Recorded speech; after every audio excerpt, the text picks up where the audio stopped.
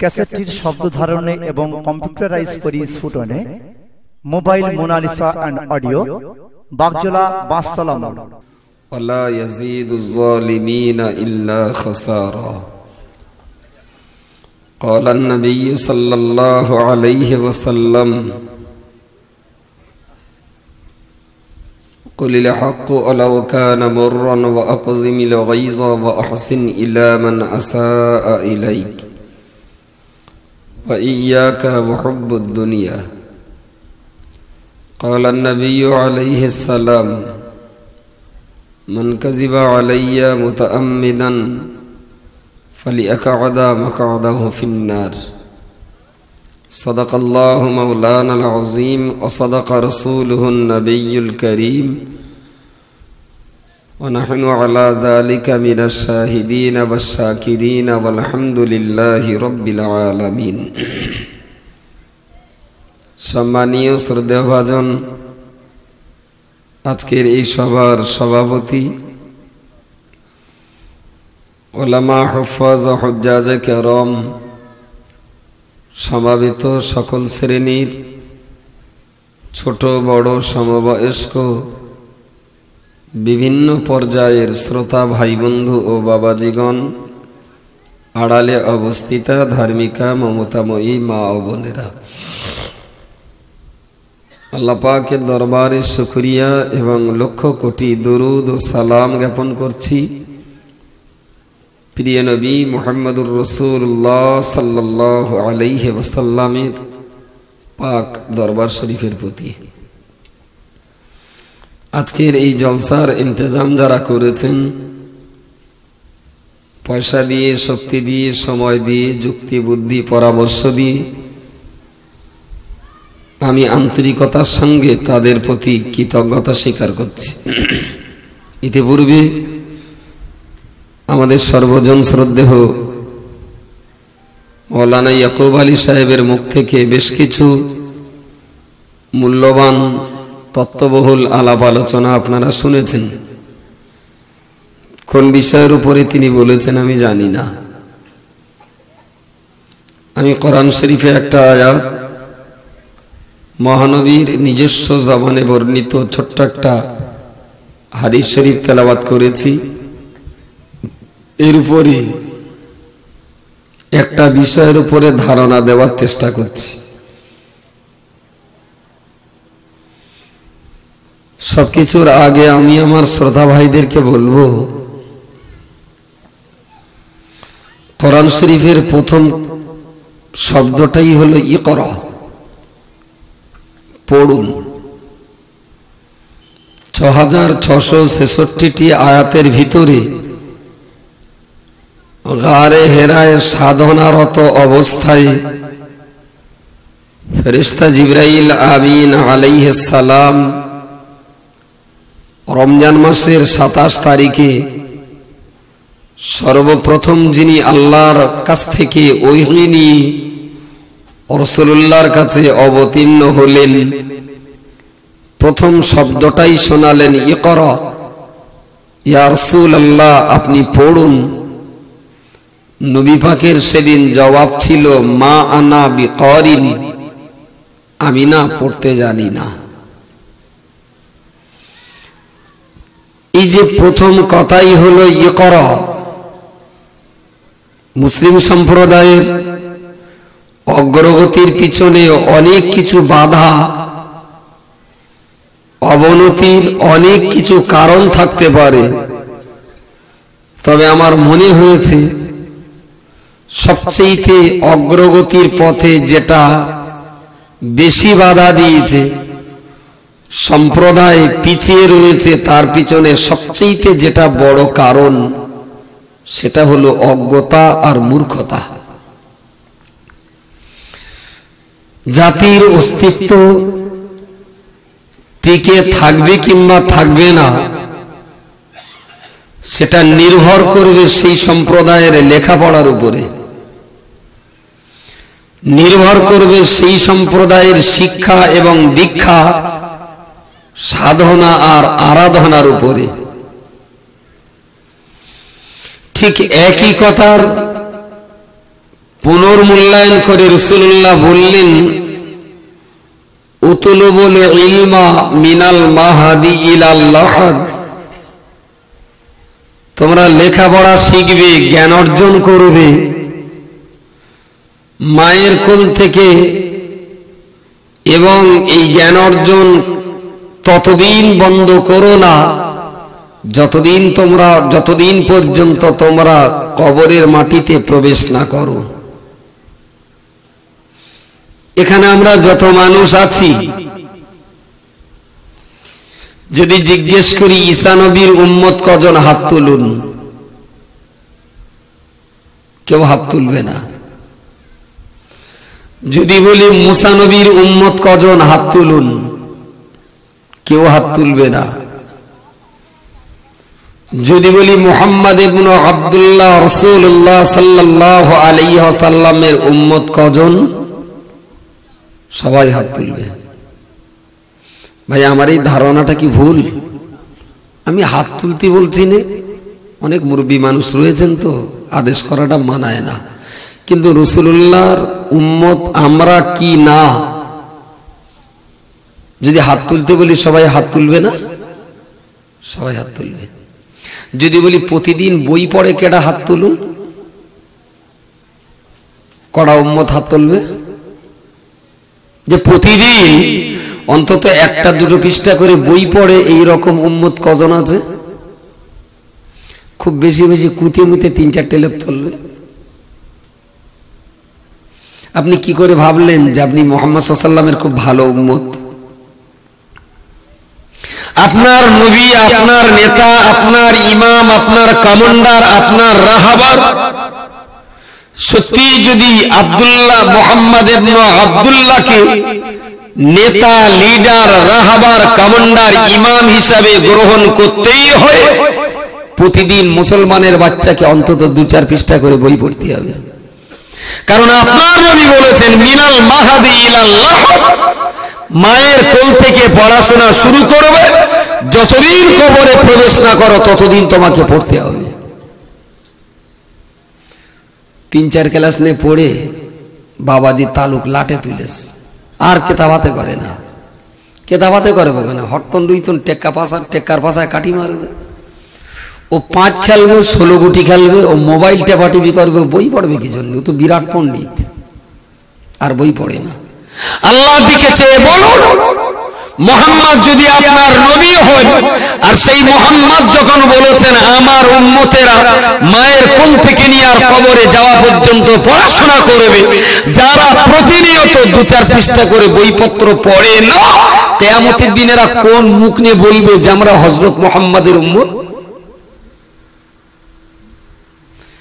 5 ওয়াক্ত নামাজটা পড়ে, বকরা ঈদে 2টো গরু খুন করে জনগণের খাওয়া দেয়, রমজান মাসে 1.5 কেজি করে পোকা লাগা গম দান করে, মনে করে বিরাট বড় মুসলমান। আমি জানি তুমি কত বড় মুসলমান, আমি জানি নে। এই 39 বছর বয়স আমার, 20-22 বছর জনগণ চড়াচ্ছি, শুধু সাইনবোর্ডের ভরণ। বিরাট সুন্দর করে লেখা আছে, রহমানিয়া মুদিও ভান্ডার, এখানে মুদিখানার যাবতীয় দ্রব্য সুলভ মূল্যে খুচরো এবং পাইকারি বিক্রয় করা হয়। নিচে লেখা আছে সততাই একমাত্র মূলধন। চাল দাও দিন 5 কেজি, তাহলে কারেন্ট ছিল না, ধান ভাঙানো হয়নি। সর্ষের তেল 50 গ্রাম দাও, বলে এখনো সর্ষে রয়েছে, ভাঙানো হয়নি। হলুদ দাও 10 গ্রাম, বলে অর্ডার দেওয়া রয়েছে, এখনো মালের গাড়ি আসেনি। আলু দাও 1.5 কিলো, বলে স্টোরে স্ট্রাইক চলতেছে, ওরা খোলে না, আজকদিন স্ট্রাইক। পোলট্রির ডিম দাও 2টো, বলে গত 18 মাসে পোলট্রির ডিম, মুরগির ডিম পাড়ে না। তা অন্তত খানিকটা স্যাকারিন দাও, পানিতে গুলে খাই, বলে স্যাকারিন এসে তা কোথায় রেখেছ তা খুঁজে পাচ্ছি না। তুই লিখেছিস মুদিখানার যাবতীয় দ্রব্য সুলভ মূল্যে খুচরা ও পাইকারির বিক্রয় বিশ্বস্ত প্রতিষ্ঠান। তোর দোকানে চাল পাওয়া যায় না, ডাল পাওয়া যায় না, ডিম পাওয়া যায় না, আলু পাওয়া যায় না, সর্ষের তেল পাওয়া যায় না, হলুদ পাওয়া যায় না, জিরে মরিচ পাওয়া যায় না। তুই কি চুলকুনিতে সাইনবোর্ড ডেকেছিস? সাইনবোর্ড দুমড়ে ঘরের ভেতর রাখ, ভাঙ ভাঙ, এক্ষুনি ভাঙ। তুই না ভাঙিস তো আমি ভেঙে দেবো, ভাঙ। বলে আমি রেখেছি তোমার তাতে কি? বলে হ্যাঁ আমার তাতে আছে, কারণ আমি যে সময় নষ্ট করেছি তোর কাছে, আমার মতন আরো কত লোক তোর কাছে মাল কিনতেছে, সময় নষ্ট হবে, ওর চাইতে দুমড়ে ভেতরে রাখ, আমি যা ঠকা ঠকিছি আর কেউ যেন না ঠকে। কি বলিস বোঝা যায়নি ভাই? সাইনবোর্ডটা যদি আমি খুলতে বলি আমি কি বড্ড ভুল করব? সাইনবোর্ড দিলে মাল রাখতে হবে, পরিষ্কার কথা বলছি। তুমি খালি ঘর শুয়ে থাকবা কি তাস খেলবা আমার কিচ্ছু এসে যায় না, তবে তুমি সাইনবোর্ড রেখে দেওয়া অথচ ভেতরে সাইনবোর্ড অনুযায়ী মাল থাকবে না, জনগণ তো ঠকবে, এটা করতে দেবো না।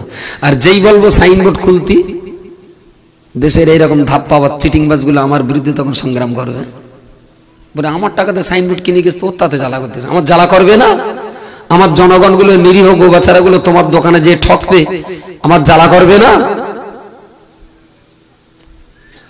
প্রিয় নবী মুহাম্মদুর রাসূলুল্লাহ সাল্লাল্লাহু আলাইহি ওয়াসাল্লাম বদর যুদ্ধে যখন মক্কার কাফির দিগকে তিনি বন্দী করলেন,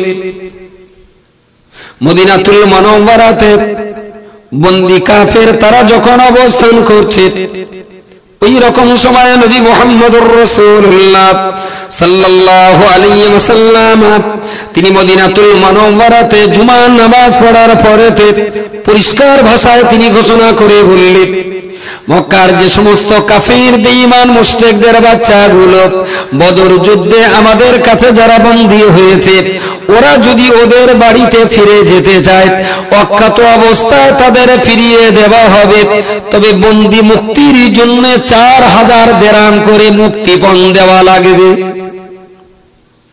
তার মানে আমরা তো যুদ্ধ করতে চাইনি, তোমরা মক্কার থেকে উড়িয়ে এসে আমাদের মারতে এসেছো, আমরা বাধা দিয়েছি, মারডাঙ্গা হয়েছে, তোমরা তো জোর করে যুদ্ধ চাপিয়ে দিয়েছো, সুতরাং তোমাদের যারা এখানে বন্দী, এই বন্দী কজনের যদি মুক্তি করে বাড়ি নিয়ে যেতে হয়, টোটাল যুদ্ধের খরচ এদের মাথায় চাপিয়ে দেব। পার হেড খরচ চেপেছে 4000 রিয়াল, 4000 দিরহাম, একজন করে বাড়ি নিয়ে যাওয়া, 4000 করে দিয়ে যাওয়া। মক্কার কিছু কাফেররা যে 4000 করে টাকা দেয়, ওর আপনজনকে বন্দী মুক্তি করে বাড়ি নিয়ে যায়। কিছু বন্দী এমন রইল ওদের টাকা নেই, ওরা বলল মুহাম্মদ আমাদের তো টাকা পয়সা কিছু নেই, আত্মীয় স্বজনও নিতে আসবে না, তাহলে আমরা কি মুক্তি পাবো না? হুজুর বললেন লেখাপড়া জানো? বলে হ্যাঁ জানি।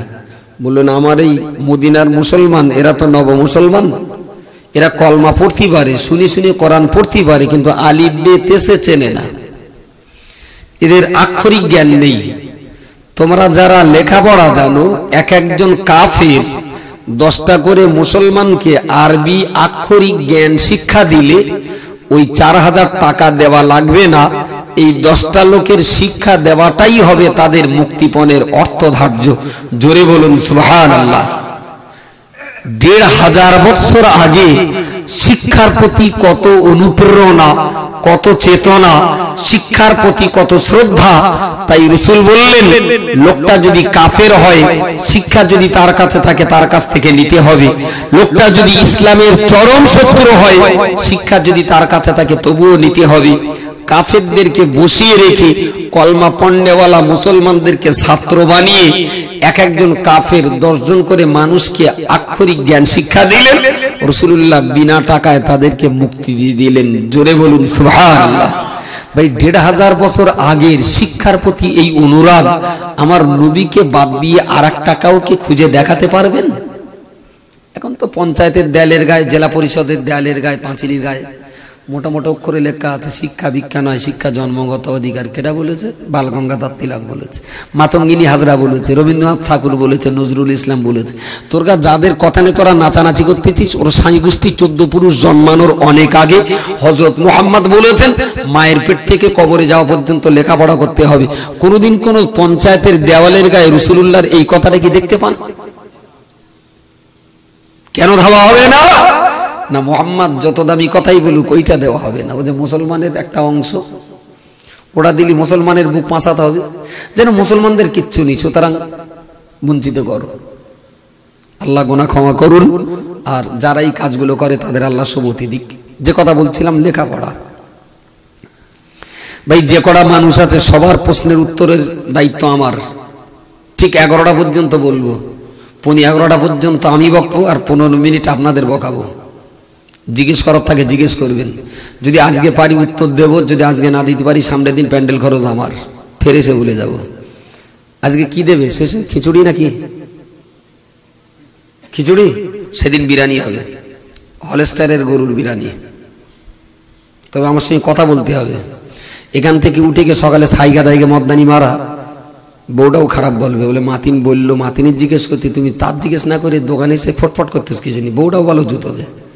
যদি কিছু বলার থাকে ডাইরেক্ট আমার, বক্তৃতা করবো আমি, দায়বদ্ধতা আমার, প্রশ্ন যা কিছু আমার কাছে হবে।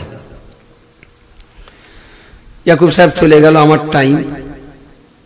আমি এলুম, এসেই বললাম, বাবা এসেছে আপনাদের মহব্বতের টানে পড়ে, দিনের খেদমতে, এলেম কালাম কিছু নাই, মাদ্রাসায় পড়াশোনা করার সুযোগ পাইনি বাবা, আপনাদের ভক্তি আর মহব্বতের টানে এসেছি।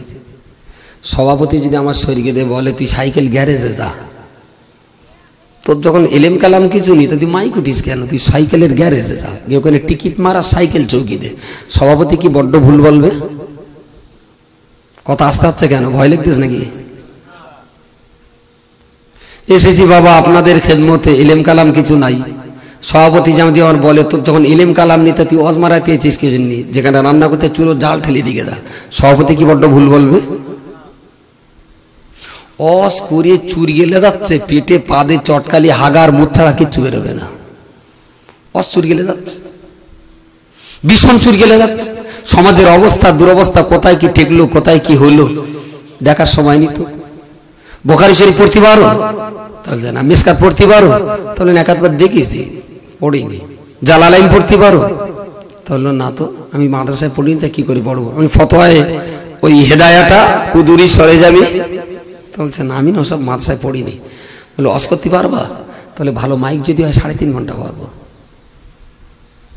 যদি ভালো মাইক হয় আর লোকজন যদি থাকে 3.5 ঘন্টা অস করে দেবো। আচ্ছা, কোরআন জানে না, হাদিস জানে না, হেদায়া পড়িনি, সরে জামাই পড়িনি, ও অস করবে, তাহলে কি ফজার কাহিনী বলবে? আর না গোপালবাড়ির কাহিনী বলতে হবে? বললি তো এখন মটকা পর্যন্ত জ্বলে উঠবে না। প্রিয় নবী মুহাম্মদুর রাসূলুল্লাহ সাল্লাল্লাহু আলাইহি ওয়াসাল্লাম হাদিস শরীফে পরিষ্কার করে বলেছেন, আমার আল্লাহ কোরআন শরীফে বলেছেন, আল্লাযীনা উতুল ইলমা দারাজাত, ও জগতের মানুষেরা গোটা দুনিয়ার ভিতরে মর্যাদা সবচেয়ে তারাই পেয়ে যাবে, সবচেয়ে বড় মর্যাদার অধিকারী তারাই হয়ে যাবে। আল্লাযীনা উতুল ইলমা, পৃথিবীর জমিনে যারা ইলম প্রাপ্ত হয়েছেন, ইলমে শরীয়ত যারা অর্জন করতে পেরেছেন, ইলমে শরীয়ত যারা অর্জন করতে পেরেছেন, আমি আল্লাহ পাক রব্বুল আলামিন ওই জ্ঞানী সম্প্রদায়ের মানুষগুলোকে দুনিয়ার জমিনে সবচেয়ে বড় মর্যাদা নসিব করে দিলাম। জোরে সরে বলুন সুবহানাল্লাহ। হাদিস শরীফে রাসূলুল্লাহ বলেছেন, কোন আলিমান আও মুতাআল্লিমান, তোমরা আলেম হয়ে যাও অথবা আলেমের ছাত্র হয়ে যাও, আও মুস্তামিয়ান আও মুহিব্বান, অথবা তোমরা আলেমের শ্রোতা হয়ে যাও, অথবা তোমরা আলেম দিগকে মহব্বত করবে। ওয়ালা তাকুল্লিল খামিসা, আমি রাসূলুল্লাহ বারণ করে দিলাম, 4টে দল ছাড়া তোমরা যেন কখনো 5টা দলের হবে না। আলেম, আলেমের ছাত্র, আলেমের শ্রোতা, আলেমের মহব্বতের মানুষ। ভাই ইলম অর্জন করেছে তাই এর নাম আলেম। গোপালবাড়ির কাহিনী পড়ে কেউ আলেম হয় না, বঙ্কিমচন্দ্রের সাহিত্য পড়ে কেউ আলেম হয় না, নজরুলের কবিতা পড়ে কেউ আলেম হয় না। কোরআন আর হাদিস পড়ে তবে আলেম হয়। যার ভিতরে ইলম আছে তার নাম হলো আলেম। আর এর ভিতরে ইলম আছে তাই এর বক্তৃতা এরা শোনে, এর ভিতরে ইলম আছে তাই এ ছাত্র এনারা হন, এনার ভিতরে ইলম আছেন তাই জনগণ এনাকে মহব্বত করেন। রাসূল বলেছেন, হয় ইলম ওয়ালা হও, না হলে আলেমের সভা শোনো, না হলে আলেমের ক্লাসে ছাত্র হও, না হলে আলেমদেরকে মহব্বত করো। ওয়ালা তাকুল্লিল খামিসা, এই 4টে দল ছাড়া যেন কোনোদিন 5 নম্বর কোন দলে তোমরা যাবে না। এই হাদিসটা কার? এই কথাটা কার কথা বলেন না কেন? নবী পাকের কথা।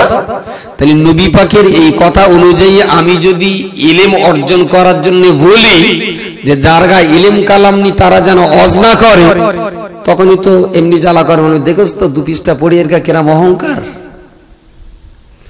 হ্যাঁ, ওই হাদিস বলার জন্য যদি আমার অহংকারী হতে হয় তাহলে পৃথিবীর সবচেয়ে বড় অহংকারী আমার নবী, কারণ লেখাপড়ার কথা তিনিই বলেছেন। আর আমি তো শুধু তানার ওই এলেমের কথাগুলো শুধু আপনাদের কাছে ডিস্ট্রিবিউট করছি, আমি তো এ কথা বলার ক্ষমতা রাখিনি। আমি শুধু আরবি কথাগুলো বাংলায় আপনাদেরকে দোভাষীর কাজ করছি। এইরকম জ্ঞানের কথা বলার সাহস আর স্পর্ধা আমার নেই। আমার রসুলের ছিল যোগ্যতা, রসুল বলেছেন, সেই কথাগুলো কেতাব থেকে বইয়ে এনে খাদিম করছি আপনাদের। এতে আমি অহংকারী হয়ে গেলাম? তা আমি বই আনার জন্য যদি অহংকারী হই, তাহলে কথাগুলো যিনি জন্ম দিয়েছেন তিনি তো অহংকারের বাপ। প্রায় শুনি তো বলে ওরা 1.5 পৃষ্ঠা লেখাপড়া শিখে ওর কেন বিরাট অহংকার। তার মানে ওরা যখন কোনো কিছু বলার ফাঁক নেই তখন এই ফাঁক দিয়ে গল্পে। হায় হায় হায়, উপায়? প্রিয় নবী মুহাম্মদুর রাসূলুল্লাহ সাল্লাল্লাহু আলাইহি ওয়াসাল্লাম হাদিস শরীফে পরিষ্কার করে বলেছেন, বাবা সাহাবী, তাদারুসুল ইলমি সাওয়াতাম মিনাল লাইলি খায়রুম মিন ইহয়াইহা। একজন মানুষ সারা রাত দাঁড়িয়ে দাঁড়িয়ে নামাজ পড়বেন, সারা রাত দাঁড়িয়ে দাঁড়িয়ে আল্লাহর ইবাদত করবেন, আল্লাহ আল্লাহ জিকির করবেন, কলমা পড়বেন, দরুদ পড়বেন, জিকির করবেন, সুবহানাল্লাহ পড়বেন। আমি আব্দুল্লাহর বেটা মুহাম্মদ তোমাদের জন্য বলে দিলাম, তাদারুসুল ইলমি সাওয়াতাম মিনাল লাইলি, 1 ঘন্টা দিনের জ্ঞান অর্জন করে নেওয়া, 1 ঘন্টা দিনের জ্ঞান চর্চা করা, সারা রাত ধরে নফল নামাজ পড়ার তুলনায় 1 ঘন্টা ইলমে দ্বীন অর্জন করাটাই হলো আল্লাহর কাছে বেশি প্রিয়। জোরে সোরে বলুন সুবহানাল্লাহ। আপনি সারা রাত দাঁড়িয়ে দাঁড়িয়ে নামাজ পড়বেন, আর একটা বাচ্চা ছেলে 1 ঘন্টা ইয়াসান্নাল কোরআন পড়বে। আবেদ বান্দার সারা রাতের নফল নামাজের চাইতে 1 ঘন্টা শিক্ষা অর্জন করা খায়রুন, ভালো আল্লাহর কাছে। এটা নবীর হাদিস। আপনাদের বিশ্বাস হয়? একটু জোরে বলবেন, বিশ্বাস হয়? ভাই, ইসলাম না টিকে আছে শিক্ষার উপরে। যদি মনে করেন একটা লোক হিন্দু, সারা জীবন পড়াশোনা না করেও সে হিন্দু থাকতে পারবে, কারণ ওর পুজো ওর করতে হয় না, বামনে করে দেয়। ও শুধু পেছনে গিয়ে মার সামনে বাস যা বলা কওয়া, লেখাপড়া, মন্ত্রতন্ত্র সব তো বামনে করিয়ে দেবে, ওর কিচ্ছু করতে হয় না। যদি কোনো খ্রিস্টান, আমি বলছি হ্যাঁ, ও যদি সারা জীবন 1 কলম লেখাপড়া না শেখে, ও খ্রিস্টান থাকতে পারবে, কারণ ওর যা কাজ চার্চের পাদ্রী করে দেবে, পাদ্রী সব বলে দেবে। ওর ডিউটি প্রত্যেক সপ্তাহ রবিবারে করে একটু গির্জায় হাজির দেওয়া, বাস পাক্কা খ্রিস্টান সে, লেখাপড়া লাগবে না। কিন্তু যদি বলে আমি লেখাপড়া করবো না অথচ মুসলমান থাকবো, আমি বলছি হবে না। পৃথিবীর একমাত্র ধর্ম যে ধর্মটার নাম ইসলাম, যেটা লেখাপড়া ব্যতি রেখে কষ্টিকালেও কোন মুসলমানের ভিতরে ইসলাম টিকে থাকতে পারে না। এখানে লেখাপড়া করতেই হবে, লেখাপড়া করা ছাড়া কখনো কোনো ব্যক্তি মুসলমান থাকতে পারে না। একটু জ্বালা করতে পারে, পায়ে দুখানা ধরে বলছে একটুখানি সহ্য করেন, জীবনের মুড ফিরে যাবে, একটুখানি সহ্য করেন। লেখাপড়া ভাই, এই গ্রামের মানুষ যারা, বাইরের লোক যারা, তারা বাদ দেন, যেহেতু এই গ্রামে এসছি সেই জন্য এই গ্রামে রিপোর্ট নিচ্ছি। ভাই, 12 বছরের নারী পুরুষ গড়পড়তা সাবাল লোক 9 বছরের নিচে হয় না, আর 12 বছরের পরে কারোর দেরি হয় না। 9 থেকে 12-র ভিতরেই নারী আর পুরুষ সাবাল্য হয়, তবে নারী একটু আগে হয়, ওই 9 থেকে 15-র ভিতরে, পুরুষ একটু লেটে হয়। এ গ্রামে 15-র উপরে যত নারী আর পুরুষ ভাই বোন বা মা বাবা আব্বা আম্মা আছেন, 100-র ভিতরে 5 ওয়াক্ত নামাজ পড়ে কজন? একদম পিওর 5 ওয়াক্ত। তালি আব্বা এসে একটু না পড়লি কেরাম দেখাচ্ছে, পালি খায় আর পার্বণী খায়, আমি ওরাম নামাজির কথা বলছি না, একদম জেনুইন, হাটে ঘাটে মাঠে দেশে বিদেশে যেখানেই থাক 5 ওয়াক্ত নামাজ কাজা করে না। এরম নামাজির সংখ্যা কজন 100-র ভেতরে? গ্রামের লোক কেউ নেই এর ভেতরে? কেউ কিছু বলে না কেন? 50 জন 5 ওয়াক্ত নামাজি 100-র ভেতরে 50 জন পড়ে না? পড়ে না? মেরে সব মুখ চাওয়াচাবি করতেছে। তার মানে মনে হচ্ছে অত লোক পড়ে না। খুব বেশি বেশি হলে আমি ধরিয়ে নিতে পারি 100-র ভিতরে 5 ওয়াক্ত নামাজি 30 জন। আচ্ছা তাই যদি ধরি 100-র ভেতরে 5 ওয়াক্ত নামাজ পড়ে 30 জন, আচ্ছা 300 মুসলমানের ভেতর থেকে 3-3-90টা নামাজি লোক দাঁড় করিয়ে দিলাম, চাচা নামাজ পড়েন? হ্যাঁ পড়ি। কতদিন? তাহলে আমি সেই ছোট বয়স থেকে পড়ে এসেছি। ছোট ভাই তুমি? তাহলে আমি 12 বছর ধরে নামাজ পড়ছি। দাদু তুমি? তাহলে আমি যে কবে থেকে ধরেছিলাম সে সাল তারিখ মনে পড়ে না, তো অনেক দিন হয়ে।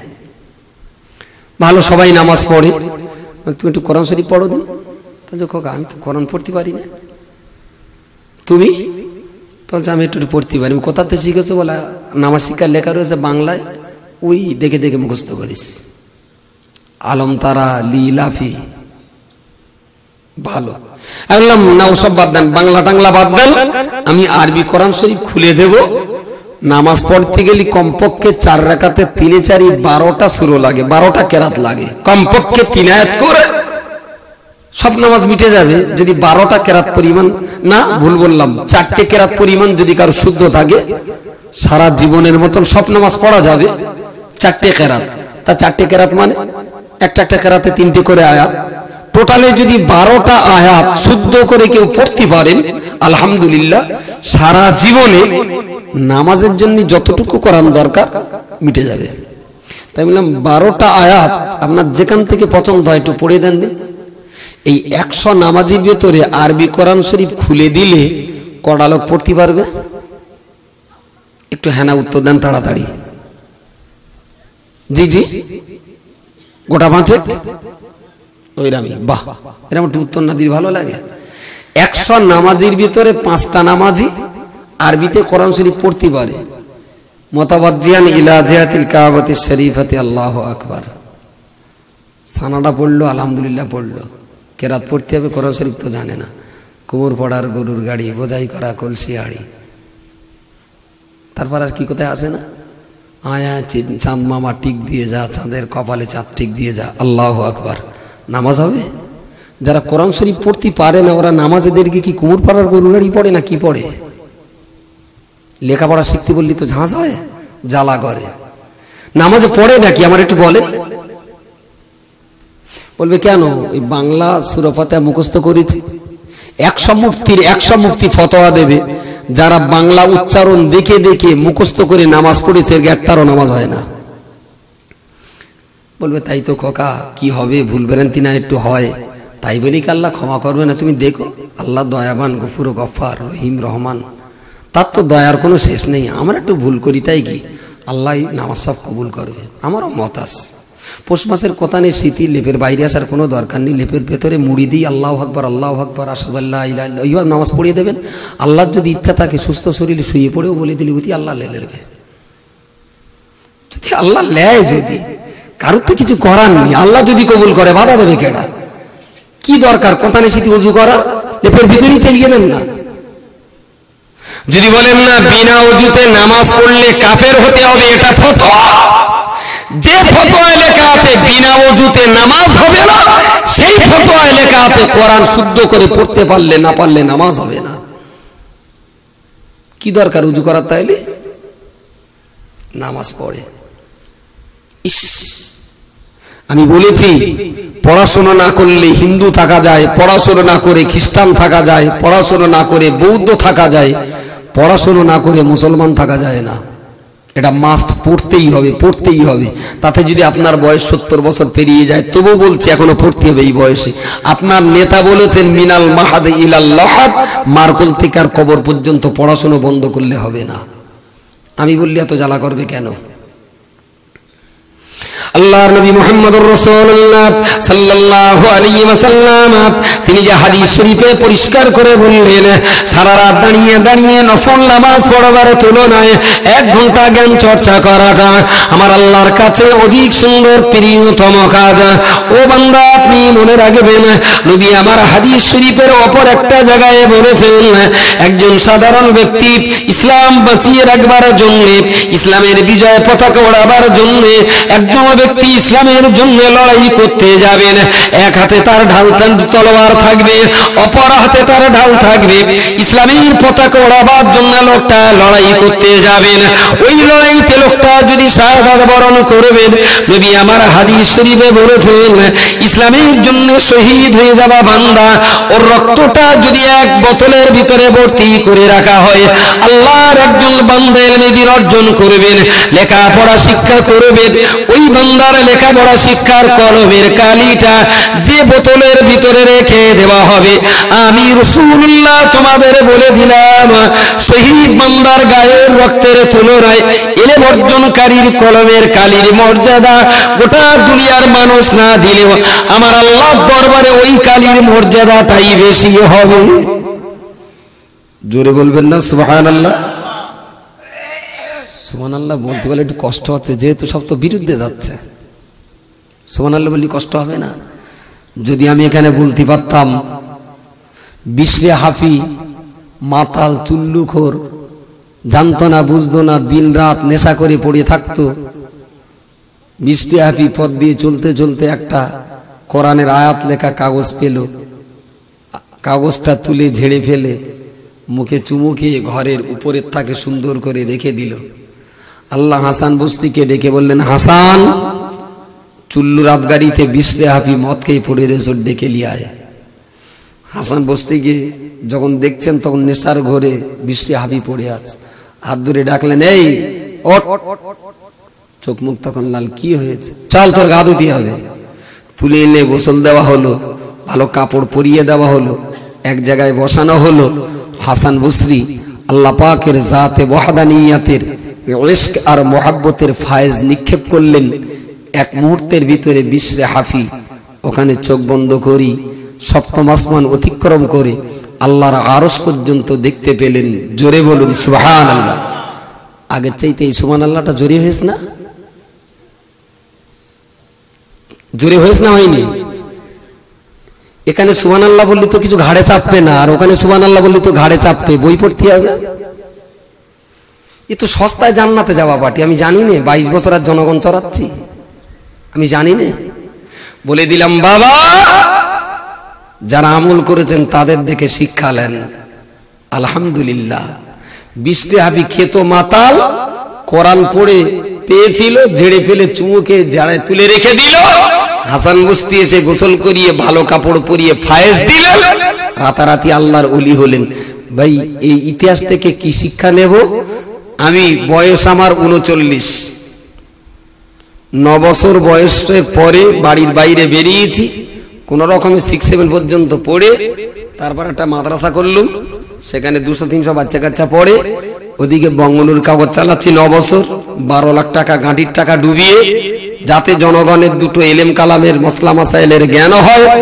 ওদিকে জামিয়া রহমানের পেছনে সময় দিলাম, এদিকে সুন্নতুল জামাত সংগঠন করে গরিব বাচ্চাদের বে দিচ্ছি, ওদিক বাচ্চাদের বই কিনে দিচ্ছি। এত ভালো কাজ করেছি, সেই সাথে সাথে প্রতিদিন 2-3টে করে ওয়াজ করে করে ধর্মের কথা শুনিয়েছি। লোক পয়সা দিলেও সই, না দিলেও সই, গাল ফাঁক করে কারোর কাছে 2 টাকা চাইনি। ভাই, আমার কাজগুলো ভালো কাজ না খারাপ কাজ? ভালো কাজ। আমি পীর হয়েছি বলে মনে হয়? তার মানে কারো কার সন্দেহ হচ্ছে, হলেও হতে পারে হয়তো। এ সমাজ ভাবতে পারে, অসম্ভব কিচ্ছু না।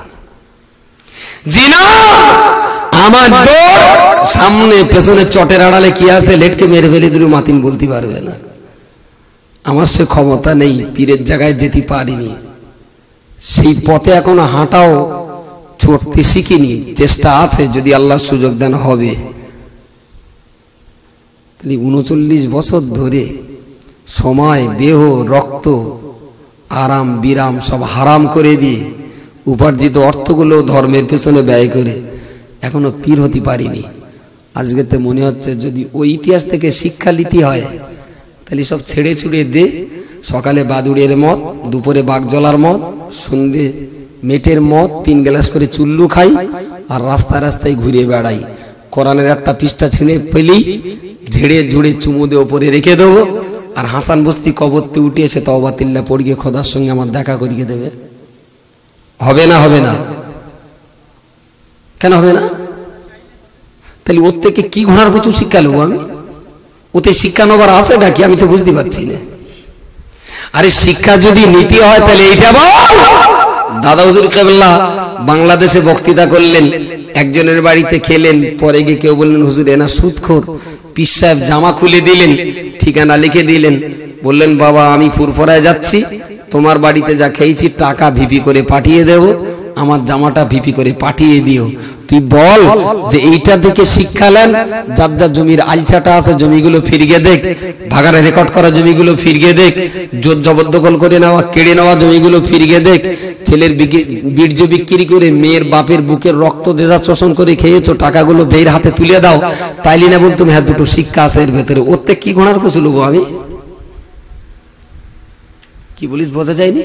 আরে ওটা তো আল্লাহ পাকের খাস রহমত আর নিয়ামত, ওটা অনুকরণযোগ্য ইতিহাস নয়, ওটা আল্লাহর রহমত চেনার ইতিহাস, ওটা অনুকরণযোগ্য কোনো ইতিহাস নয়। অনুকরণ যদি করতে হয় ইমাম শাফির অনুকরণ করো।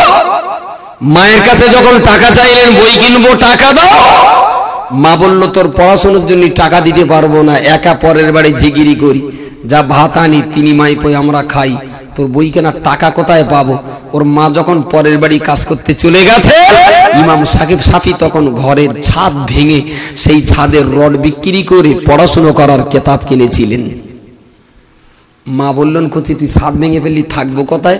বলে মা এই তো কটা দিন আম বাগানে, তাল বাগানে, কলা গাছের তলায়, এই তো আর কটা দিন, তুমিও মরে যাবো আমিও মরে যাব, পৃথিবীতে কটা দিন একটু কষ্ট করে মরি, দুনিয়ার ছাদটা নাই ঘরের ছাদটা ভেঙে ফেলিস তাই কি? ওই রড বিক্রি করে বই কিনে আমি যা পড়াশোনা করেছি, আল্লাহ যদি রাজি থাকে আমার এই কেতাব হাসরের মাঠে মাথার উপরে ছাদ হয়ে যাবে। জোরে বলুন সুবহানাল্লাহ। কেন এই ইতিহাসটা থেকে শিক্ষা লওয়া যায় না? ওখানে সস্তায় শিক্ষা নেবে, শুধু কোরআন শরীফ ঝেড়ে তুলে রেখে দিলি জান্নাত, আর এখানে তো পড়তে হবে। সেই জন্য এখানে একটু সুবহানাল্লাহ তেজ কম, ওখানে বিরাট জোর। আমি জানি লেখাপড়া ছাড়া ইসলামের অস্তিত্ব কখনো টেকে না, লেখাপড়া ছাড়া মুসলমানের অস্তিত্ব কখনো টিকতে পারে না। তাতে আপনার বয়স 70 হোক আর 80 হোক, আপনাকে পড়তে হবে, এই বয়সেও পড়তে হবে। এটা ইসলামের নির্দেশ, এটা রাসূলুল্লাহর নির্দেশ।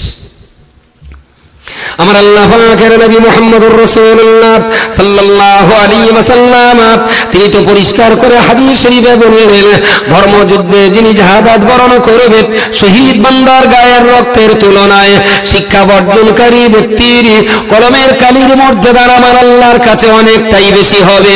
ও বান্দা আপনাকে মনে রাখতে হবে, নবী মুহাম্মদুর রাসূলুল্লাহ সাল্লাল্লাহু আলাইহি ওয়াসাল্লাম আল্লাহ পাকের বাণী তিনি তার সাহাবীর মাঝখানে প্রচার করে বললেন, আমাইয়ুতাল হিকমাতা ফাকাদ উতিয়া খায়রান কাসীরা।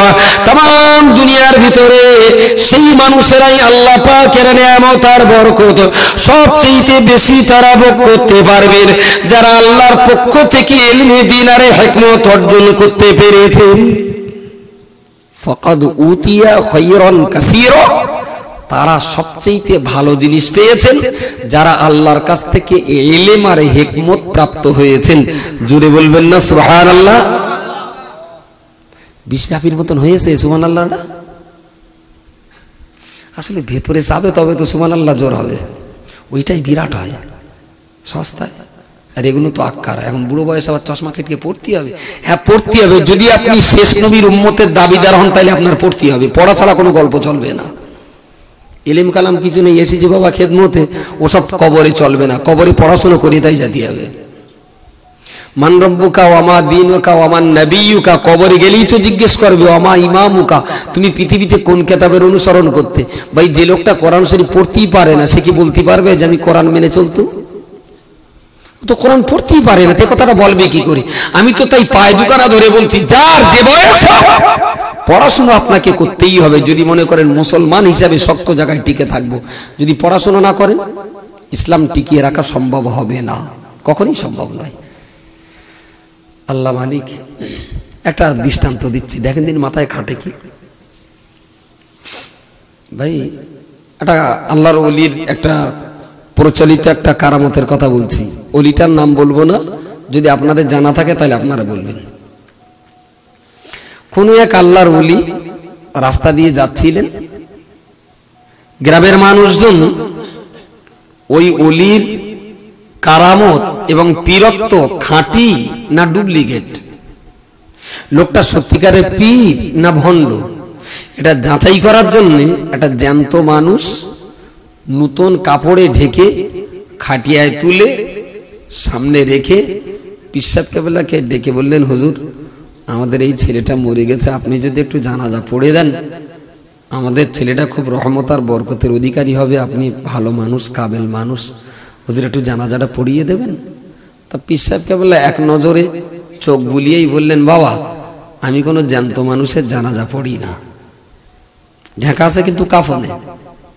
ওই অবস্থায় দেখে বললেন, আমি কোনো জ্যান্ত মানুষের জানাজা পড়ি না।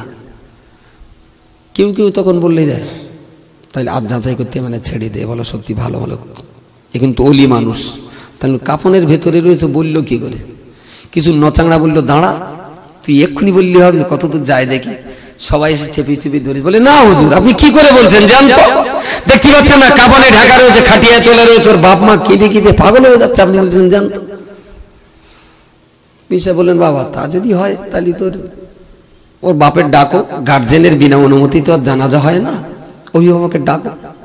তোর বাপের ডাকা হলো, ওর বাপ সামনে এলো, তা মায়া কান্না ভনিতার কান্না যেরকম হয় একেবারে হাউমাউ করে হুজুরের পায়ে জড়িয়ে ধরে কেঁদে নে পড়ে, হুজুর আমার ছেলের জানাজাটা আপনার পড়তেই হবে, আপনি না পড়লে আমি ছাড়বই না।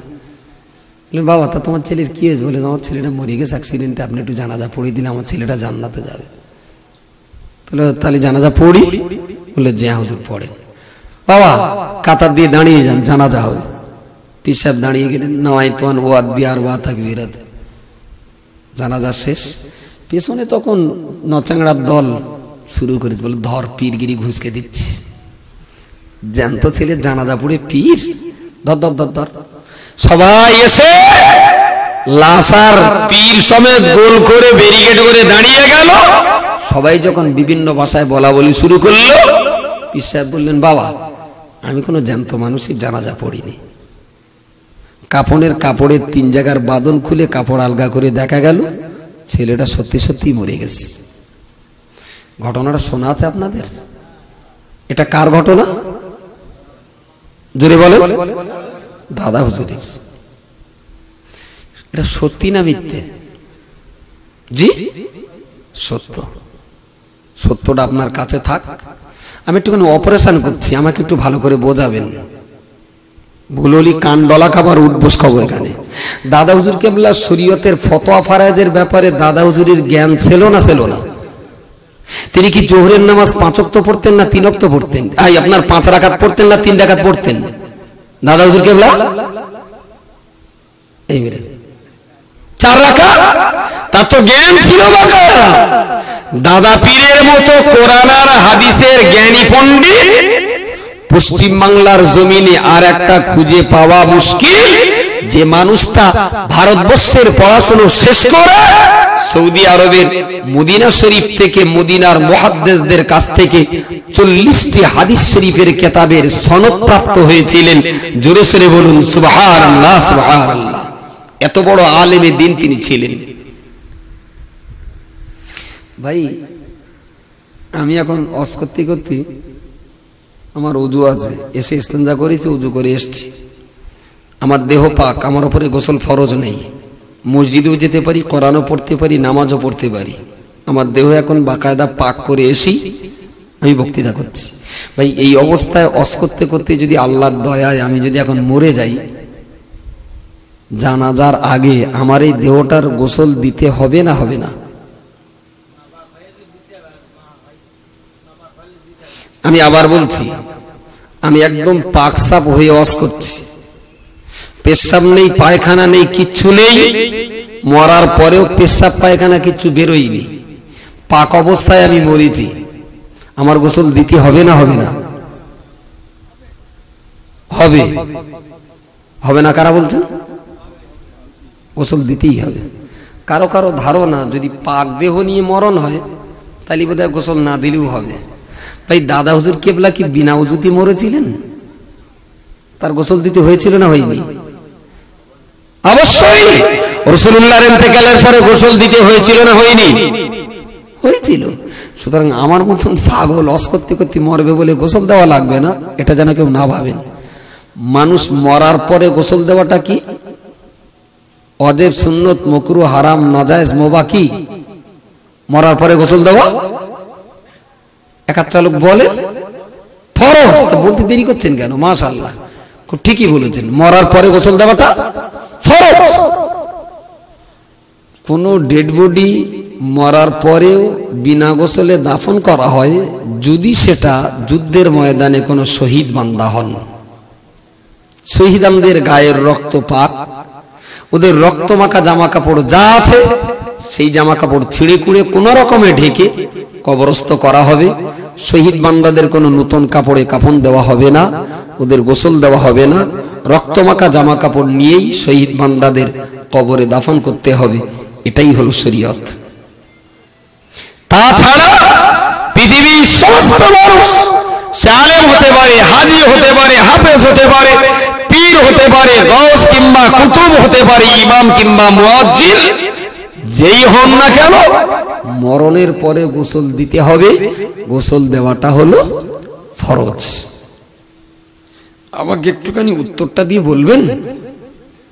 পিসাব বেলা প্রথমেই খাটিয়ার ডেড বডিটা, ওদের বর্ণনা করা ডেড বডিটা দেখেই বললেন, বাবা আমি জ্যান্ত মানুষের জানাজা পড়ি না। তাহলে নিশ্চয়ই পীর সাহেবের দৃষ্টিতে ধরা পড়েছে যে কাফনের ভেতরে ছেলেটা জ্যান্ত। উনি জানতে পেরেছেন, আল্লাহ জানিয়ে দিয়েছেন। তারপরে অনেক গেজাগেজি হলো, ওর বাপ এলো, কান্নাকাটি করলো, বাপ অনুমতি দিল, পীর সাহেব কেবলা জানাজা পড়ালেন, তখন নিশ্চয়ই ছেলেটা মরা। কি বলিস বলতে চাইনি? তা যদি না হবে, তখনও যদি ছেলে জ্যান্ত থাকা অবস্থাতেই যদি পীর সাহেব কেবলা জানাজা পড়েন, তাহলে প্রথমবারই তিনি বলতেন না যে আবু বকর জ্যান্ত মানুষের জানাজা পড়ে না। তাহলে প্রথমে যখন বললেন আবু বকর জীবন্ত মানুষের জানাজা পড়ে না, পরে যখন বাপের অনুমতিক্রমে হুজুর জানাজা পড়ছেন, তাহলে প্রথম এবং জানাজা পড়বে না এবং পড়বেন, এই দুই সময়ের যে কোনো একটা মাস টাইমে নিশ্চয়ই ছেলেটা মরে গেছে। আমার বলা ভুল হচ্ছে না তো? তাহলে দাদা হুজুর যখন জানাজা পড়িয়েই দিলেন, কাফনের ভেতরে মরা ছেলেটার গোসল দেওয়া হলো কখন? কথা বলুন, গোসল দেওয়া হয়েছিল কি? তাহলে দাদা হুজুরকে এই ফতোয়াটা জানা ছিল না, বিনা গোসলে ডেড বডির জানাজা পড়ে দিলেন। এইবার বলেন ঘটনা কি সত্যি বলে মনে হয়? যদি বলেন ঘটনা সত্যি, তাহলে বলতে হবে দাদা হুজুরের ফতোয়ার জ্ঞান কমছিল। আমার কথা যেন উল্টো করে বোঝা না হয়। আমি জানি বুট বাজা আবার সবাই খাতি পারে না, গালে দাঁত না থাকলে হামাল দিস্তি লাগে। তার হামাল দিস্তি থেতো করবো কেন? আমার তো সময় শর্ট, 11টার ভেতর চলে যাব। পারেন তো প্রশ্ন আমাকে করবেন। সুন্দর করে তো সাজিয়ে গুছিয়ে দেশময় প্রচার করা হলো। দাদা হুজুর পীর কেবলা তার জানাজা পড়ে দিলেন। একটু অঙ্ক করে হিসেব করে কোনোদিন দেখা হয়েছিল যে ওই জানাজা পড়াটা যদি দাদা পীরের পক্ষে যদি সম্ভব হয়, তাহলে আলেম ওলামাদের দৃষ্টিতে তো ধরা পড়বে যে পীর সাহেব কেবলা বিনা গোসলে লাশের জানাজা পড়িয়েছেন কেন? এতে কি পীরের মর্যাদা বাড়ানো হলো, না পীরকে বেইজ্জতির গাড্ডায় নাকানি চোমানি খাওয়ানো হলো? আমার অঙ্কটা কি মাথায় ঢুকেছে? অনেক দিনের পুণ্য নিমগাস্ত কুরুল মারলে ছিটকে উঠবে, বহুদিন থেকে শুনে এসেছে, আর তারই উল্টো কথায় কি সহ্য হয়? আমার কল্লা চ্যালেঞ্জ রইল, যদি এটা সত্যি প্রমাণ করাতে পারে জিজ্ঞেস করবেন। আমি আগে বলেছিলাম সেই জন্য লেখাপড়া ছাড়া ইসলামের অস্তিত্ব টেকে না। জনসাধারণ হুজুর যখন বলতেছে আমার কাছে সুবহানাল্লাহ বলতে দোষটা কোথায়? দেখছো এরকম খুলে খুলে আর একটুখানি বলি, লাইনে যখন এসেই গেছি বলতে আর অসুবিধে কি? সমাজ আমাকে বাঁচাতেই হবে। আমি জানি কচি বাচ্চার ওষুধ খাওয়াতে গেলে ছেলে পিলে অনেক সময় বাপের বুকি লাথি মারে, তবু ওর পা ধরে রেখে ওষুধ গেলাবো। ও যদি ফের লাথি মারে ফের পা ধরে রেখে আবার ওষুধ গেলাবো, কারণ আমি জানি আমার কচি ওষুধ চেনে না, ও বোঝে না যে ওষুধটা খালি কাশিটা কমবে। ও ও যদি জানতো তাহলে ওষুধ মুটো মুটো নিজেই গিলতো, জানে না বলি বাপের মার বুকি লাথি মারে, কিন্তু বাপ মা কখনো সেই লাথিতে অভিমান করে পাল্টা লাথিটা কচির বুকে কোনো বাপ মা কোনো কালে মারিনি। সুতরাং আমার এই অ্যালোপ্যাথি ওষুধ খেলি ইমানের গোড়ায় যে পোকা লেগেছে সারবে, তবে ছেলে মানুষ তো খেতে না পারে, কেউ যদি লাথিটাও মারে সহ্য করে ওর গাল টিপে ফের গেলাবো, কারণ ও ওষুধ না চিনলেও আমি চিনি, যে বড়িটাই চিনি সেইটাই দেবো, অচেনা বড়ি দেবো না। ভাই আচ্ছা, এটির উপরে আর একটা কথা বলবো, সহ্য হবে তো? নাই ঘুরিয়ে দিই অন্য লাইনে, এই লাইনই বলবো, বদা জমাবে না তো? আমার চিন্তা হয় খুব, কারণ লেখাপড়া ছাড়া বসিরহাট হুজুরের সম্পর্কে একটা শোনা যায়, পালকিতে করে রুহুল আমিন সাহেব বাংলাদেশে ওয়াজ করতে যাচ্ছিলেন, হঠাৎ বেয়ারাদের বললেন বাবা পালকি রাখো। হুজুর বাইরে বেরিয়ে এলেন, ফাঁকা মাঠে এক জায়গায় হাত বেঁধে দাঁড়ালেন, বেশ কিছু পড়াশোনা করে দুহাত তুলে জান ভরে দোয়া করলেন। বেয়ারারা ধরে হুজুর এখানে দোয়া, বললেন এখানে একটা আল্লাহর ওলির মাজার আছে। তাহলে সারা জীবন এখানে মাঠ দেখতে পাচ্ছি, কোনো বাপ দাদা সাঁই গোষ্ঠী 14 পুরুষ কেউ বলিনি এখানে ওলির মাজার, আপনি বললি হবে? হুজুর বলছেন বাবা তোমরা দেখতে না পেলেও আমি দেখতে পেয়েছি, তাই জিয়ারত করেছি। এরা তো কোনো মতেই বিশ্বাস করে না। বসিরহাটের পীর সাহেবের সঙ্গে যখন বেয়ারাদের ঝগড়া তুমুল পৌঁছে গেল, কোনো মতেই পীর সাহেব বোঝাতে পারলেন না, বললো বাবা কোদাল আনো। ওরা কোদাল আনলো, পীর সাহেবকে বলা কবর খুঁড়ে দেখিয়ে দিলেন, একটা নতুন কাপনে ঢাকা একটা মানুষের মরা লাশ কবরের নিচে শোয়ানো আছে। শুনেছেন এই কাহিনীটা? শোনা আছে সভা মাহফিলে? বাপ মাওলানা কি দাদা মাওলানা আমি সেটা বলিনি, কোন মাওলানা তা বলিনি, আমি বলি এটা শোনা আছে না নেই? আচ্ছা, সত্যি না মিথ্যে? ও আগেরটা সত্যি বলে ঠকে গেছে তো, এবার সহজে বলবে না। ভাই আমি একটু অপারেশন করছি, আমি বলছি বারবার এখানে যা মানুষ আছেন, যদি কোনো 40 বছরের ছেলে আমার কাণ্ডলে দেয় মোটেই লজ্জা লাগবে না, আমার বয়স 39, তবে অঙ্ক কষে কানে হাত দিতে হবে, তা নাহলে কিন্তু ফিরে যাবার লক্ষণ আছে। কবর খোঁড়া শরীয়তের ফতোয়ায় কি নিষেধ বললে হবে না, কি কোন ক্যাটাগরির নিষেধ? নাজায়েজ, মাকরুহ, হারাম? কি হারাম? কারেক্ট। কোন মানুষকে কবর একবার দাফন হয়ে গেলে পরে, মাটি দেওয়া হয়ে গেলে পরে লাশ তোলা হারাম। তবে স্থান, কাল, পরিবেশ এবং পরিস্থিতি বাধ্য করেছে 2-3টে জায়গায় শরীয়ত মরা মানুষের কবর খোঁড়ার পারমিশন করেছে। নাম্বার 1, ডেড বডি ওলটপালট হয়ে গেছে, 3 দিন 4 দিনের হসপিটালে পড়েছিল, সব ডেড বডি ফুলে গেছে, চেহারা চেনা যায়নি। আমার বাপ মনে করে বাড়ি এনে গোসল টোসল করে যা কাঁদা কাটার দায়িত্ব ছিল সব মিটকে টিটকে এনে বাপের কবর দিল। কবর টবর দিয়ে সবাই বাড়িতে চোখ কান মুছে 2টো ডাল আর আলু নিয়ে খেতে হয়েছি। হসপিটাল থেকে ফোন, মাতি না? বলে হ্যাঁ। তা তোর বাপের নাম শামসুর রহমান না? বলে হ্যাঁ। তা তোর বাপের ভিতর কথা একদম মায়া নেই? আমি কেন? তাহলে তোর বাপ যা 3 দিন পড়ে গেছে হসপিটালে, তার ডেড বডিটা লে যাবি না? কি সব মনে হয় বাপের, তুই কবর দিয়ে উঠলুম এক্ষুনি, তোর বাপের লাশ এখন মর্গে পড়ে চলে গিয়ে দেখি একটু লাশটা ফুলিয়ে পানা গেছে, চেনা যাচ্ছে না। তোমার ছোট ভাইটা বলতে মেজ ভাই, আব্বার বাঁপার বুড়ি আঙুলি না একটা নখ কাটা দাগ ছিল, দেখো দিন। তা দেখে সত্যি বাঁপার বুড়ি আঙুলি নখ কাটা আস, যা ফের কাঁদ। আগে যাকে এদি সব তো সে মাঠে মারা গেছে, তো আমার গা কান্না না, ফের কাঁদ। ওখান থেকে ভাই বোন সংবাদ দেওয়া হলো যে যা কাঁদাকে দিচ্ছি সব বলো বেকার হয়ে গেছে, ও সে লোকের বাপ লেগেছে, আবার কাঁদ। বাড়ি এনে আবার গা হাত পা ডুবিয়ে সুন্দর কাবন টাবন করে কবর দিয়ে দিলাম। অন্য লোকের যে বাপের কবরটা দিলাম, ওরা এসে ধরেছে ভাই আমাদের বাপের কবর তো তোমরা এখানে দিয়ে ফেলেছে। আমি বলি দেখো তোমার বাপ যা কাঁদা কাটা পেয়েছে তোমরা বাড়ি এত পেত না। আমার কত প্রোডাকশন কোম্পানি তো অনেক অনেক কাঁদা খেয়ে দিয়েছি, বহুত দোয়াদানি হয়েছে তোমার বাপের জন্য। তাহলে তুমি ভাই যতই করো, আমার আব্বা আমি আমার উঠোনে যাবো, আমার আব্বা তোমাদের বাড়ি থাকবে কেন? আমরা ঘুরতে ফিরতি শুক্রবার এটা একটু জিয়ারত করবো, কোথায় 40 কিলোমিটার দূর, জীবনে এখানে আসতে পারবো না, আমার বাপের কবর তুলে নিয়ে যাব।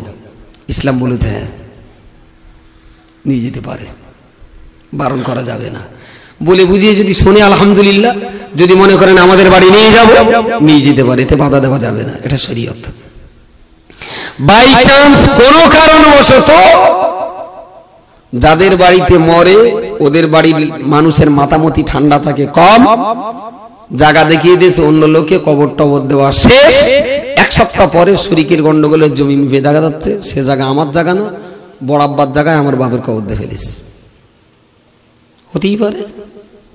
ইসলাম বলেছে বড় আব্বাকে বলে বোঝাও, যেখানে যতটা জায়গায় আমার বাপ শুয়ে আছে এর ডবল জায়গা জমির মাথা টেনে নাও, ওতে যদি বুঝে যায় আলহামদুলিল্লাহ, যদি না বোঝে তাহলে এই জায়গাটার দাম হয় 3000 টাকা, আমি তোমার 5000 টাকা দিচ্ছি, জমিটা আমার লিখে দাও, বুঝে যায় তো আলহামদুলিল্লাহ।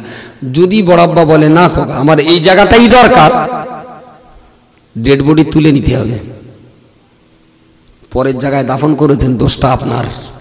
বড় আব্বার সঙ্গে কোন রকমের ঝগড়া করা যাবে না, শান্তিপূর্ণ সম্প্রীতি বজায় রেখেই পরের জায়গা থেকে ডেড বডি তুলে এনে নিজের জায়গায় কবর দিতে হবে। যদি 50 বছর পরেও যদি এটা প্রমাণ হয় পরের জায়গা, পুরো কবরের মাটি সমেত তুলে এনে নিজের জমিতে দাফন করতে হবে। এবার চিন্তা ভাবনা করে দেখেন যে লোকের একটা জমির আলটাল ঠেলা যাবে কিনা, যদি সুযোগ পায় ছেড়ে লাভ কি, ঠেলা ভালো যাক। এইরকম গুটিগত কারণ ছাড়া কবর খোঁড়া শরীয়তে হারাম। কি বা বলি ভাই, পৃথিবীতে এমন কিছু ঘটনা ঘটে যে ঘটনাকে বলা হয় লৌকিক ঘটনা, এমন কিছু ঘটনা ঘটে যেগুলোকে বলা হয় অলৌকিক ঘটনা। অলৌকিক ঘটনা, এই ফুলগুলো আমি এখান থেকে ছেড়ে দিলে, মনে করেন আমার বাঁ হাতটা নেই, ফুলগুলো ছেড়ে দিলাম, শূন্য মার্গে ফুলটা ভাসছে, এটা অলৌকিক না লৌকিক? অলৌকিক। যদি এখান থেকে ছেড়ে দেওয়ার পরে ফুলগুলো নিচে পড়ে, এটা লৌকিক না অলৌকিক? লৌকিক, সাধারণ ঘটনা। যেটা প্রতিনিয়ত ঘটে তারে বলে লৌকিক ঘটনা, সাধারণ ঘটনা। যা প্রতিনিয়ত ঘটমান নয় তাকে আমরা বলি অলৌকিক ঘটনা। এই অলৌকিক ঘটনা বাংলা যারে বলে অলৌকিক ঘটনা, আরবি ভাষায় তার 3টে নাম। আমার হাত রক্ত মাংস আর হাড় হাড্ডির হাত। মুসা নবীর এই হাতটা বগলের ভিতরে দিয়ে চেপে রেখে যখন বার করতেন, পূর্ণিমার চাঁদের মতো এখান থেকে এই পর্যন্ত পূর্ণিমার চাঁদের মতো মুসা নবীর হাত দিয়ে আলো বিকিরণ হতো। জোরে সোরে বলুন সুবহানাল্লাহ। এটা অলৌকিক। মুসা নবীর এই অলৌকিক ঘটনাটাকে বলা হয় মুজিজা। খাজা আজমিরি রহমাতুল্লাহ আলাইহি আগুনের ভিতর দিয়ে হেঁটে গেলে আগুন তার গায়ের পশম পড়ালো না, অলৌকিক ঘটনা। তবে এটা মুজিজা নয়, এটা যেহেতু পীরের দ্বারাই ঘটেছে তাই এটা হলো কারামত। নবীর দ্বারাতে ঘটলে তারে বলা হয় মুজিজা, পীর ওলিগণের দ্বারায় ঘটলে তারে বলা হয় কারামত। বেনামাজি, মিথ্যাবাদী, কাফের, মুশরিক, চিটিংবাজ, পকেটমারির দ্বারায় যদি কোনো অলৌকিক ঘটনা ঘটে তারে বলা হয়, বলেন বলেন, ইস্তেদরাজ। নবীর দ্বারায় ঘটলে বলা হয় মুজিজা, পীরের দ্বারায় ঘটলে বলা হয় কারামত, কাফের বেদিনের দ্বারায় ঘটলে বলা হয় ইস্তেদরাজ। ম্যাজিক দেখাবে, আসার কথা একটাই, 1.5টা, 2টো, 3টে, 3.5টে, 4টে, লোক উত্তাল কাল, খিস্তিতে হলের ভেতরে মার পিট, রক্তারক্তি। ম্যাজিশিয়ান এসে হাজির, তা সবাই ধরে ওর কোপাতি যাবে, বলে মারবেন পরে। আমার ভুলটা কি? বললে একটাই শুরু করার কথা, আর এসছেন কখন? তাহলে ঘড়ি দেখো দিন কটা বাজে। সবাই ঘড়ি দেখে 1টা বাজে, নাম তার পিসি সরকার। কি বলিস বোঝা যায়নি? লৌকিক না অলৌকিক? পিসি সরকার নবী না পীর? কথা বলেন না কেন? বেদিন, কাফের। সুতরাং ওর এই অলৌকিক ঘটনাটাকে মুজিজাও বলবো না, কারামতও বলবো না। ওই অলৌকিক ঘটনাটাকে ইলমে আকায়েদের পরিভাষায় বলা হয় ইস্তেদরাজ। মুজিজার কারামত আমার মাথায় থাক, পীর ওলিদের কারামত, নবীর মুজিজা, আমি 100-র ভিতরে 100ই বিশ্বাস করি। নবীর মুজিজার পীরের কারামতকে অস্বীকার করলে ঈমান থাকে না। কারামাতুল আউলিয়া হাক্কুন, ওলি আউলিয়াদের এই অলৌকিক কাজকে বিশ্বাস না করলে আমার ঈমান থাকবে না। কারামতকে আমি মাথায় তুলে রাখি। কিন্তু আমি একটা কারামতের কথা বলবো। কারামতটা কি? একজন লোকে গল্প দিলে, ভাই আমার একটা ছোট্ট দোকান ছিল, ছোট্ট দোকান, এই দোকান চালিয়ে কোনো রকমের সংসার চলতো না। তো আল্লাহ পাকের একজন মাহবুব বান্দা, ওলি বান্দা পথ দিয়ে যাচ্ছিল, আমি ডেকে ঘরে তুললুম, তুলে বললাম, হুজুর আমার এই ছোট্ট দোকান, আমার এই দোকানটায় না আমার সংসার চলে না, আপনি একটু দোয়া করবেন যেন একটু বেচা কেনা ভালো হয়। তা পীর সাহেব সেখানে বসে একটু দোয়াদানি করলেন। আমার দোকানে যেমন বেচা কেনা বাড়লো, তেমন মালে বরকতও বাড়লো। মাল কিনেছি 10 কেজি, 70 কেজি বেচার পরেও দেখি এখনো পাত্রে মাল আসছে। এটাই তো বলে বরকত। তা আল্লাহর মেহেরবানি, আমার দোকানে পীরের দোয়ার বরকতে আল্লাহ এত বরকত দিলেন যে আমি 10 বছরের ভেতরে 50 লাখ টাকার মালিক হলুম। জোরে বলুন সুবহানাল্লাহ। পীরের কারামত হতে পারে। আমি একটু দোকানদারের জিজ্ঞেস করে দেখবো, ছোট ভাই তোর দোকানটা কিসের দোকান? বললো, আমি না দোকানে চুল্লু বিক্রি করি। আমি কি জানতে পারবো না যে আল্লাহর ওলিদের পক্ষে কি কখনো সম্ভব কোন চুল্লুর দোকানের বরকতের জন্য দোয়া করা? ফাঁক ফালি সুবহানাল্লাহ, মাল বেশি হয়েছে সুবহানাল্লাহ, একটু দেখবো না মালটা চুল্লু না চাল? আমি একটু দেখবো না ব্যবসাটা হালাল না হারাম? আরে মাথায় এলো ফু দিতে, তা ফু দেই কখনো কখনো। এখান থেকে বেরোবো, ফাঁকা রাস্তায় অন্ধকারে মুখি ডাব বাঁধা কটা লোক এসে একটু ফু দিতে হয়। মানে কি ব্যাপার রে, এত রাত্রি মুখি ডাব বাঁধা, কালো প্যান্ট পরা, মাথায় ফুতার মানে? তাহলে তো হুজুর আজকে মঞ্জিলাটি একটা বইয়ের বিয়ে হবে, কালকে 40 ভরি সোনা উঠেস ঘরে, সব খবর টবর আছে, ওখানে একটু যাচ্ছে যেন ধরা না পড়ি, খোদারকে একটু ফু দিয়ে দেন। যদি কেউ বলে যে আল্লাহর ওলি ওই ডাকাতদের মাথায় ফুদেছে বলে ওরা বিনা বাধায় ডাকাত করে বেরিয়ে আসতে পেরেছে, আমি কি জিজ্ঞেস করে জানতে পারি না যে কোন পীরের পক্ষে ডাকাতির মাথায় ফু দেওয়া কি সম্ভব? হ্যাঁ না কথা বলবেন? মাথা পেতে দিলেই ফু? কি ইলেকট্রিক পাতা পাকা যে একটু সুইচ টিপে দিলি পন পন করে ঘুরবে? ফু দিতে গেলে একটু দেখবো না যদি ফুটা কোন কাজে লাগাবি? বরকতের জন্য দোয়া করা ভালো, তবে চুল্লুর দোকানা। বরকতের জন্য মাথায় ফু দেওয়া ভালো, তবে ডাকাত করতে গিয়ে যে ধরা পড়ার ভয়তে না, ওখানে আমি ফু দিতে পারিনি। কেউ যদি বলে হুজুর ধান চাষ করেছে একটু দোয়া করেন যেন আল্লাহ আমার ধানে বরকত দেয়, আমি বলবো বারাকাল্লাহু আলাইক, কোনো অসুবিধা নেই। কেউ যদি বলে হুজুর আমার বাচ্চাটি স্কুলে পড়ছে একটু দোয়া করেন, আমি বলবো রব্বি ইশরাহ লি সাদরি, দোয়াটা পড়তে বলো, আমি দোয়া করি আল্লাহ যেন ভালো আলেম তৈরি হয়, ও যেন খুব সহজে মাধ্যমিকটা পাস করতে পারে, ও যেন বিএ গ্রাজুয়েশন ফার্স্ট ক্লাস নিয়ে পাস করতে পারে, আমি দোয়া করছি। কেউ বললো হুজুর একটু দোয়া করবেন, আমি কি হয়েছে? তাহলে গাঁজা চাষ করেছি, এবার যেন বেশ লাভ হয়। আমি কি কোনো আল্লাহর ওলিকে ওই গাঁজা চাষে দোয়া করতে পারে? বলতে একটু কষ্ট হচ্ছে, বলেন কারণ একটা উল্টো ফেনা টাকাচ্ছে যেন। অবশ্যই করে বান্দা মনে রাখো না, আপনি যে সুন্দর করে বক্তৃতা আপনি শুনেছেন, পীর সাহেব কেবলা বললেন মাটির নিচে আল্লাহর ওলির একটা মাজার রয়েছে, সেই জন্য আমি ওলির মাজার কবর জিয়ারত করার জন্য দাঁড়িয়েছিলাম।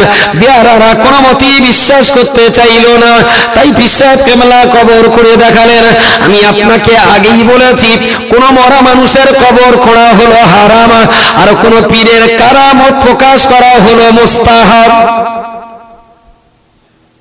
পীরের কারামত প্রকাশ করা মুস্তাহাব।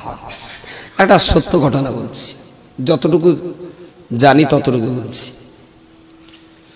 দাদা হুজুর পীর কেবলা কোনো একটা জায়গায় ওয়াজ করে পালকিতে উঠতে যাবে, মানুষ যে সব সামনে ভিড় করে ধরেছে, কারুর বোতল, কারুর বাটি, কারুর মাটির খোপ পানি ধরে হুজুর একটু ফু দেন। তা পীর সাহেব দাঁড়িয়েছিলেন, একবার ফু দিয়ে মাথা ঘুরিয়ে দিলেন। সে কেড়ির বুড়ো বললো হুজুর ওই দেড়িয়ে ফু দিয়েছেন, ও কি ভাড়া বন্ধ হয়েছে, হুজুর একটু আমার কেড়ে একটু ভালো করে দেবেন। হুজুর বল কই তোমার কেড়ে কই? তাহলে এই হাতে আছে। তা হুজুর ওখান থেকে ফু দিলেন কিনা আল্লাহ জানে, তবে ফু দেওয়ার মতো ঠোঁট দুটো একটু গোল হলো, কেড়িয়ে তলা হসকে মাটিতে পড়ে গেল। পানি পড়ে কাদা হয়ে গেল, বুড়ো কেনতেছে, কি সব মনে আসলে আমি এখন পানি নিয়ে যাবো কি করে? তাহলে তোমার কেড়ে যদি ফেটে যায় তা আমি কি করতে পারি? আচ্ছা আমার একটু বলবেন, এই কেড়ে ফাটাবার ক্ষমতা যদি ফুরফুরার পীরের হয়, জীবনে এমনও দিন গেছে পানি হওয়ার কারণে মেজ হুজুরির রস বন্ধ হয়ে গেছে। আবার এমনও দিন আছে মেজ হুজুর কেবলা প্রচন্ড মেঘ, হুজুর রস শুরু করেছেন, আশপাশে চতুর্দিকে পানি হয়েছে, সবার জায়গাটায় পানি হয়নি। এমন প্রমাণও আছে। বাংলাদেশে বড় হুজুর কেবলা ওয়াজ করতে গিয়েছেন, প্রচন্ড মেঘ, হুজুর দোয়াদানি করে ওয়াজ শুরু করেছেন। ওয়াজ করার পরে দেখা যাচ্ছে ওই গ্রামটা বাদ দিয়ে বাকি গ্রামে বন্যা হয়ে গেছে, ওই গ্রামের মাটি শুকনো। এ প্রমাণও আছে। আবার এমনও প্রমাণও আছে ছোট হুজুরির ওয়াজের প্যান্ডেল ছিঁড়ে তছনছ হয়ে গেছে। তাহলে কারামতের অধিকার কি কোনো পীরের হাতে? ভাই পীরের ভক্তি ভালো, তবে এই ভক্তি করতে করতে জানো, আমি যে ফুলটা ছিঁড়লাম এটা কি ফুল? গোলাপ ফুল। ফুলটা কত সুন্দর দেখাচ্ছিল।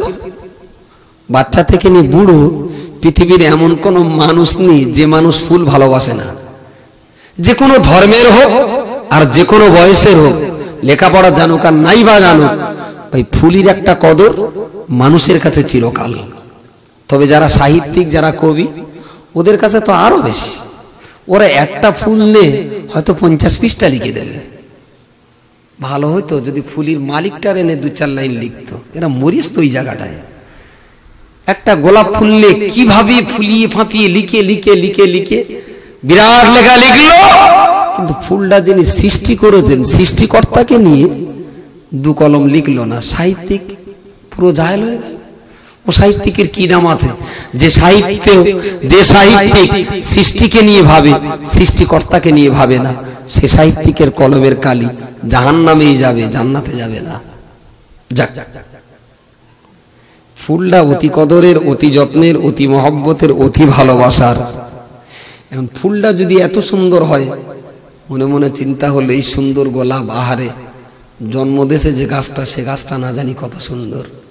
গোলাপের বাগানের ঢুকে সায়না সায়না গোলাপ ফুলের গাছ ছিল। বুকি ছড়িয়ে ধরে হদ্দ করে কোলাকুলি করলো আর বলি, তোরাই গোলাপের জন্মদাতা, আহারে তোরা কত ভাগ্যবতী মা। গোলাপের প্রশংসায় যদি গোলাপ ফুলের গাছ জড়িয়ে ধরা হয়, বুকের কন্ডিশনটা কি হবে? বাঙালি পীর ভালোবাসতে বাসতে এমন একটা জায়গায় লেজাচ্ছে, জোর কলজের চামড়া ছেড়ে রক্ত বেরোচ্ছে, ওর কোনো হিসেব নেই। পীরের ভক্তি ভালো, মহব্বত ভালো, তবে শরীয়তের গণ্ডির বাইরে কখনো নয়, কখনো নয়। পীর সাহেব বললেন, হুজুর বললেন, বাবা আমার বড্ড হাত পা কামড়াচ্ছে, তুমি একটু দেখো দিন, হেঁটুর থেকে নিচে পর্যন্ত একটুখানি টিপে দেবে, আমার না খুব হাত পা কামড়াচ্ছে। তা পীর বলবে কেন? আমরা নিজেরাও পীর সাহেবদের পা টেপার জন্য আমরা নিজেরা তৈরি, হতে বরকত আছে। মেজুরির ঘরে যখন ঢুকতাম একটু চিটিংবাজি করতাম, কারণ ঘরে ঢুকলেই তো খাদে মাঝে এদারতে ঢোকো, ওদারতে বেরিয়ে দাও। তা আমি ঢুকে পাহাড়ে সালাম নে করি, দরজাটা আছে, দরজার ওই পাশে দাঁড়িয়ে থাকতাম। কিচ্ছু না বলে এখানে 5 মিনিট দেরিয়ে তো ওই বুড়ো মানুষটার মুখটা তো দেখতে পাচ্ছি, কি বলিস বোঝা যায় না। ওই দরজার ফাঁকে দাঁড়িয়ে দাঁড়িয়ে শুধু হুজুরের মুখ পানে চেয়ে থাকতাম। সবাই যখন চলে গেছে দেখতে পেয়েছে বুড়োটা, বুড়ো তো চেঁচাতাম, চাচা চেঁচকো না, বেকার তুই ফাড়াচ্ছ কি জন্য? আমি কি পকেট মারি না চোর? না 10 মিনিট এখানে একটু মিথ্যে কথা বলে দাঁড়িয়ে রয়েছি, বাইরে না গিয়ে দাঁড়িয়ে রয়েছে, তুমি চাচাচ্ছ কি জন্য? আমি কি হুজুরির জ্বালাতন করেছি না গায়ে হাত দিচ্ছি না কি করেছি? আমার ইচ্ছা হচ্ছে দাঁড়িয়ে দাঁড়িয়ে হুজুরির দেখতেছি আমি, তা তোমার এত জ্বালা করতেছ কি জন্য? তো 2-1 দিন চেনাশোনা হয়ে গেলে আর কিছু বলতো না, ও জানে যে ঘাঁটিটা ওর। যদি সুযোগ পেতাম অনেকবার হুজুরির পা পা টিপেও দিয়েছি, দীর্ঘ সময় না, হয়তো 2 মিনিট সময় পেয়েছি, 2 মিনিট দিয়েছি। পীর বলবে তাই আমরা জানি ওই পায়ে হাত দিলে অনেক বরকত আছে, করেছি। পীর সাহেব বললেন, বাবা হাঁটুর থেকে নিচে পর্যন্ত একটু টিপে দাও, খুব কামড়াচ্ছে। তা আমি খানিক সময় টিপিটাই বললাম, হুজুর আমার হাতেই গোস্ত টোস্ত নেই, বগের ঠ্যাং ফেনা, হুজুর একটুখানি দাঁড়ান, আমার বউটা ডেকে দেবে, হাতি পানা গতর আছে, নরম হাত দিয়ে টিপলি না বিরাট মজা লাগবে। বউটা ডেকে দিলাম, পিঠ ঠ্যাং লম্বা করে শুয়ে আছে, আমার বউ পা টিপে দিচ্ছে, পীর কিছু বলে না। হ্যাঁ ও কি পীর না ইবলিস? কথা বলুন, কথা বলুন। যত সময় পুরুষ মানুষের খেদমত, তত সময় তারে পীর বলতে পারি। শরীয়তের খেদমতের প্রাচীর, শরীয়তের আইনার শৃঙ্খলার বাউন্ডারি টপকে যেয়ে যদি বেগানা নারীর খেদমত কেউ যদি নেয়, আর ও যদি আমার বোধ দ্বারাতে পা টিপিয়ে নেয়, পাখির মতো যদি উড়ে যায়, পানির উপর দিয়ে যদি হেঁটে যায়, আমি বলবো শালা পিচি সরকার, ও পীর না। পীর কখনো শরীয়তের খেলাফ কাজ করে? কারুর জানা আছে দাদা হুজুর মেজ হুজুর জীবনে কোনো মহিলার দ্বারাই খেদমত নিয়েছেন? অসম্ভব। বড় জোর এইটা বলতে পারে, মেজ হুজুর যখন হালাতে, মজবুরি হালাতে উনি পড়ে থাকতেন, মানুষ শেষ বয়সে দেখেছি সালাম মোসাফা করে হাতটাও বাড়িয়ে দিতে পারতেন না, হাতে এরম রাখাই থাকতো। মানুষ যেত একটু হাতে হাত দিয়ে সে হাতে চুমু খেয়ে আসতো। দুই হাত দিয়ে যে হুজুর মোসাফা করে দোয়া পড়বেন, এই পজিশনটাও ছিল না। সেই সময় দেখেছি কিছু সেয়ানা মেয়েরা যেও হুজুরির পায়েটায় মাঝে মাঝে হাত দিয়ে ফেলেছে, তবে খাদেমরা বকতেন, বলে হুজুর এটা কখনো দিতে দেন না, কোন সেয়ানা মেয়ে এসে হুজুরির পায়ে হাত দেবে, এটা শরীয়তে নিষেধ। হুজুর যেহেতু দিতে দিতেন না, খাদেমরাও বারণ করতেন। তবে বাই চান্স এক আধজন দিয়ে ফেলেছে, ভাই এর জন্য কি মেজ হুজুরির দোষ? উনি তো তখন মজবুরি হালাতে, ওনার উপরে তো শরীয়তের সব মসলা তখন প্রযোজ্য নয়। সুস্থ থাকাকালীন ছোট হুজুর আর মেজ হুজুরির পায়ে হাত দেবে মেয়ে লোকে, এতটা সস্তা ছিল না। কিন্তু এখন কিছু হাইব্রিড পীরের আবির্ভাব হয়েছে। মুর্শিদাবাদের এক আছে, মোটামুটি যত মোটা মোটা বউ হয় তত ভালো, একদম দুই হাত দিয়ে মিলে পীরের পা জড়িয়ে ধরছে বাড়ির কচির মা। পিসাব কিচ্ছু বলে না, বলে ওরা করে তো আমি কি করে? বলে হারাম ইজ্জাত, তোর পায়ে কি পক্ষঘাত হয়েছে? ঝেড়ে লাথি মার। তুই পীর না তুই ইবলিস। যেখানে শরীয়তের স্পষ্ট বিধান, নারীকে দেখে বেপানা নারীকে পর্দা করার বিধান, সেখানে শরীয়তের ফরজ তরফ করে আমি আমার বউকে দিয়ে পীরের পাতে পাবো, সে পীর নয়, সে হলো নায়েবে ইবলিস। সিলসিলায় ফুরফুরা শরীফের 5 হুজুর কেবলা, পানিগোবরার হাবেজ সাহেব হুজুর কেবলা, চাঁদপুরের গোলাম রসুল সাহেব, বুজলুর রহমান দরগাপুরি, বসিরাটের রুহুল আমিন সাহেব, ভাই এনারা কোনোদিন কোন নারীর কাছ থেকে খেদমত নিতেন না। তারা আজ কবরের মানুষ, আমরা তাদের উত্তরসূরি। অবশ্যই করে বান্দা মনে রাখো না, পীরের কারামত অবশ্যই করে আমি বিশ্বাস করি, পীরের কারামত আমার মাথায় থাকবে। আকায়েদের মসলার কিতাবে এসেছে, আকায়েদে নাসাবি আপনি পড়বেন, বসিরাটের মাওলানা রুহুল আমিন সাহেব রাহমাতুল্লাহ আলাইহির আপনার কিতাব, আপনার তরিকত দর্পণ কিতাব আপনি পড়বেন, পীর মুরিদের সেজরা আপনি পড়বেন, মিসলা হুজুর পীর কিবলার তালিমে তরিকত কিতাব আপনি পড়বেন, দাদা হুজুর পীর কিবলার খলিফা সুফি নূর আলী বাদপুরীর কিতাব আপনি পড়বেন, ইলমে আকায়েদ ইমাম গাজদালির কিতাব আপনি পড়বেন, মাকাসিফাতুল কুলুব বড় পীর সাহেব কিবলার কিতাব আপনি পড়বেন, মিনহাজুস সালিকিন ইমাম গাজদালির কিতাব, মিনহাজুল আবিদিন কিতাব আপনি পড়বেন। আমি আল্লাহর জাতের শপথ করে বলতে পারি, আল্লাহ পাকের কোন মাহবুব বান্দা, কোন পীর, কোন গাউস কিংবা কুতুব শরীয়তের মসলার খেলাফ করে কেউ কখনো ওলি হতে পারে না। পূর্ণ শরীয়ত মেনেই তবে তারা আল্লাহর ওলি হয়েছে, শরীয়তকে বাদ দিয়ে নয়। পাগড়ি পরা সুন্নত, জুব্বা পরা সুন্নত, পায়জামা পরা সুন্নত। লুঙ্গি বাঙালির পোশাক, অ্যাকচুয়াল লুঙ্গিটা সুন্নত নয়। পাগড়ি সুন্নত, টুপিও সুন্নত, জুব্বাটাও সুন্নত, নিচের পায়জামাটা সুন্নত।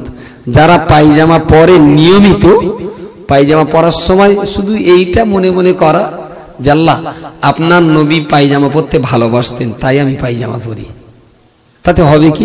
পায়জামার কাজ শত ঢেকে রাখা, ঢেকেও থাকবে, যত সময় পায়জামাটা পরে থাকবেন তার একটা স্বভাবও হবে। বলুন সকলে সুবহানাল্লাহ। কারণ ভালো কাজের স্বভাব হওয়ার না হওয়া নির্ভর করে নিয়তের উপরে। ভোর 4টের সময় উঠে কলকাতায় গেছে, এত ব্যস্ত সারা দিন, এটা বিড়ি খাবার সময় পাইনি, খৈনি খাবার সময় পাইনি, এক গ্লাস পানি খাবারও সময় পাইনি, বিরাট ব্যস্ত। সন্ধ্যে 6টা বেজে গেছে, মাগরিবের আজান দিয়েছে, ও তখন মনে হচ্ছে সর্বনাশ, যা সারাদিন তো কিচ্ছু খাওয়া হয়নি, তাহলে তো রোজা হয়ে গেছে। তা আল্লাহুম্মা লাকা সুমতু ওয়া বিকা আমানতু ওয়া আলাইকা ওয়া আলা রিজকিকা ওয়া আফতারতু, ভাই ওটা কি রোজা?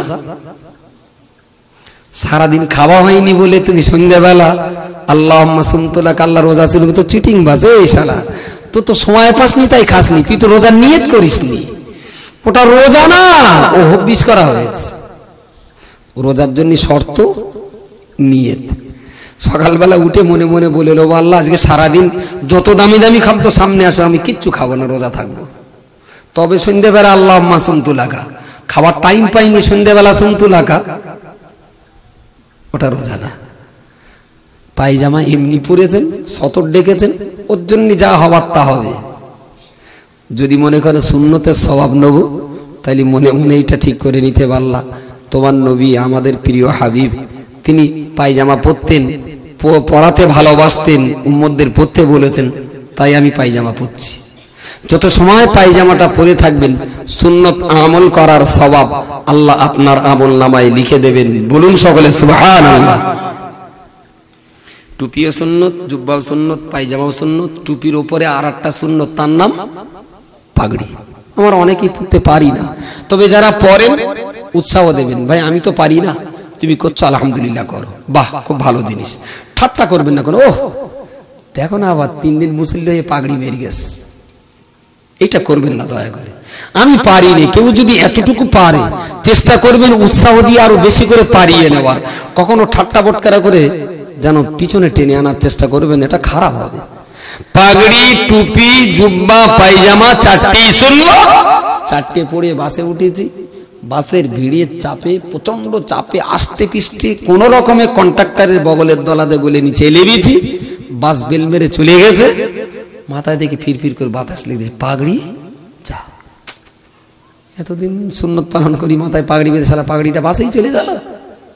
তা যাক, এখান থেকে একটা গাড়ি করে আবার স্ট্যান্ডে যাই, ও পাওয়া যাবে পাগড়ি, আর কেটা কি করবে, ও দিয়ে দেবে।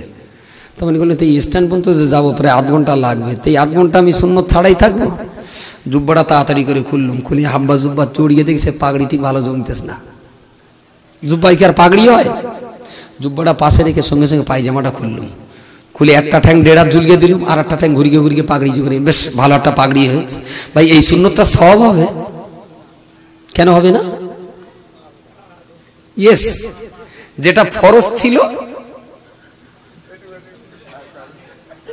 আমার গায়ের জ্ঞানী সুন্নত তরক হচ্ছে। পায়জামা খুলে যদি পাগড়ি বাঁধি, এতে কখনো সুন্নত আদায় হয় না, বরং ফরজ তরক করার গুনায় জাহান্নামে পড়তে হবে।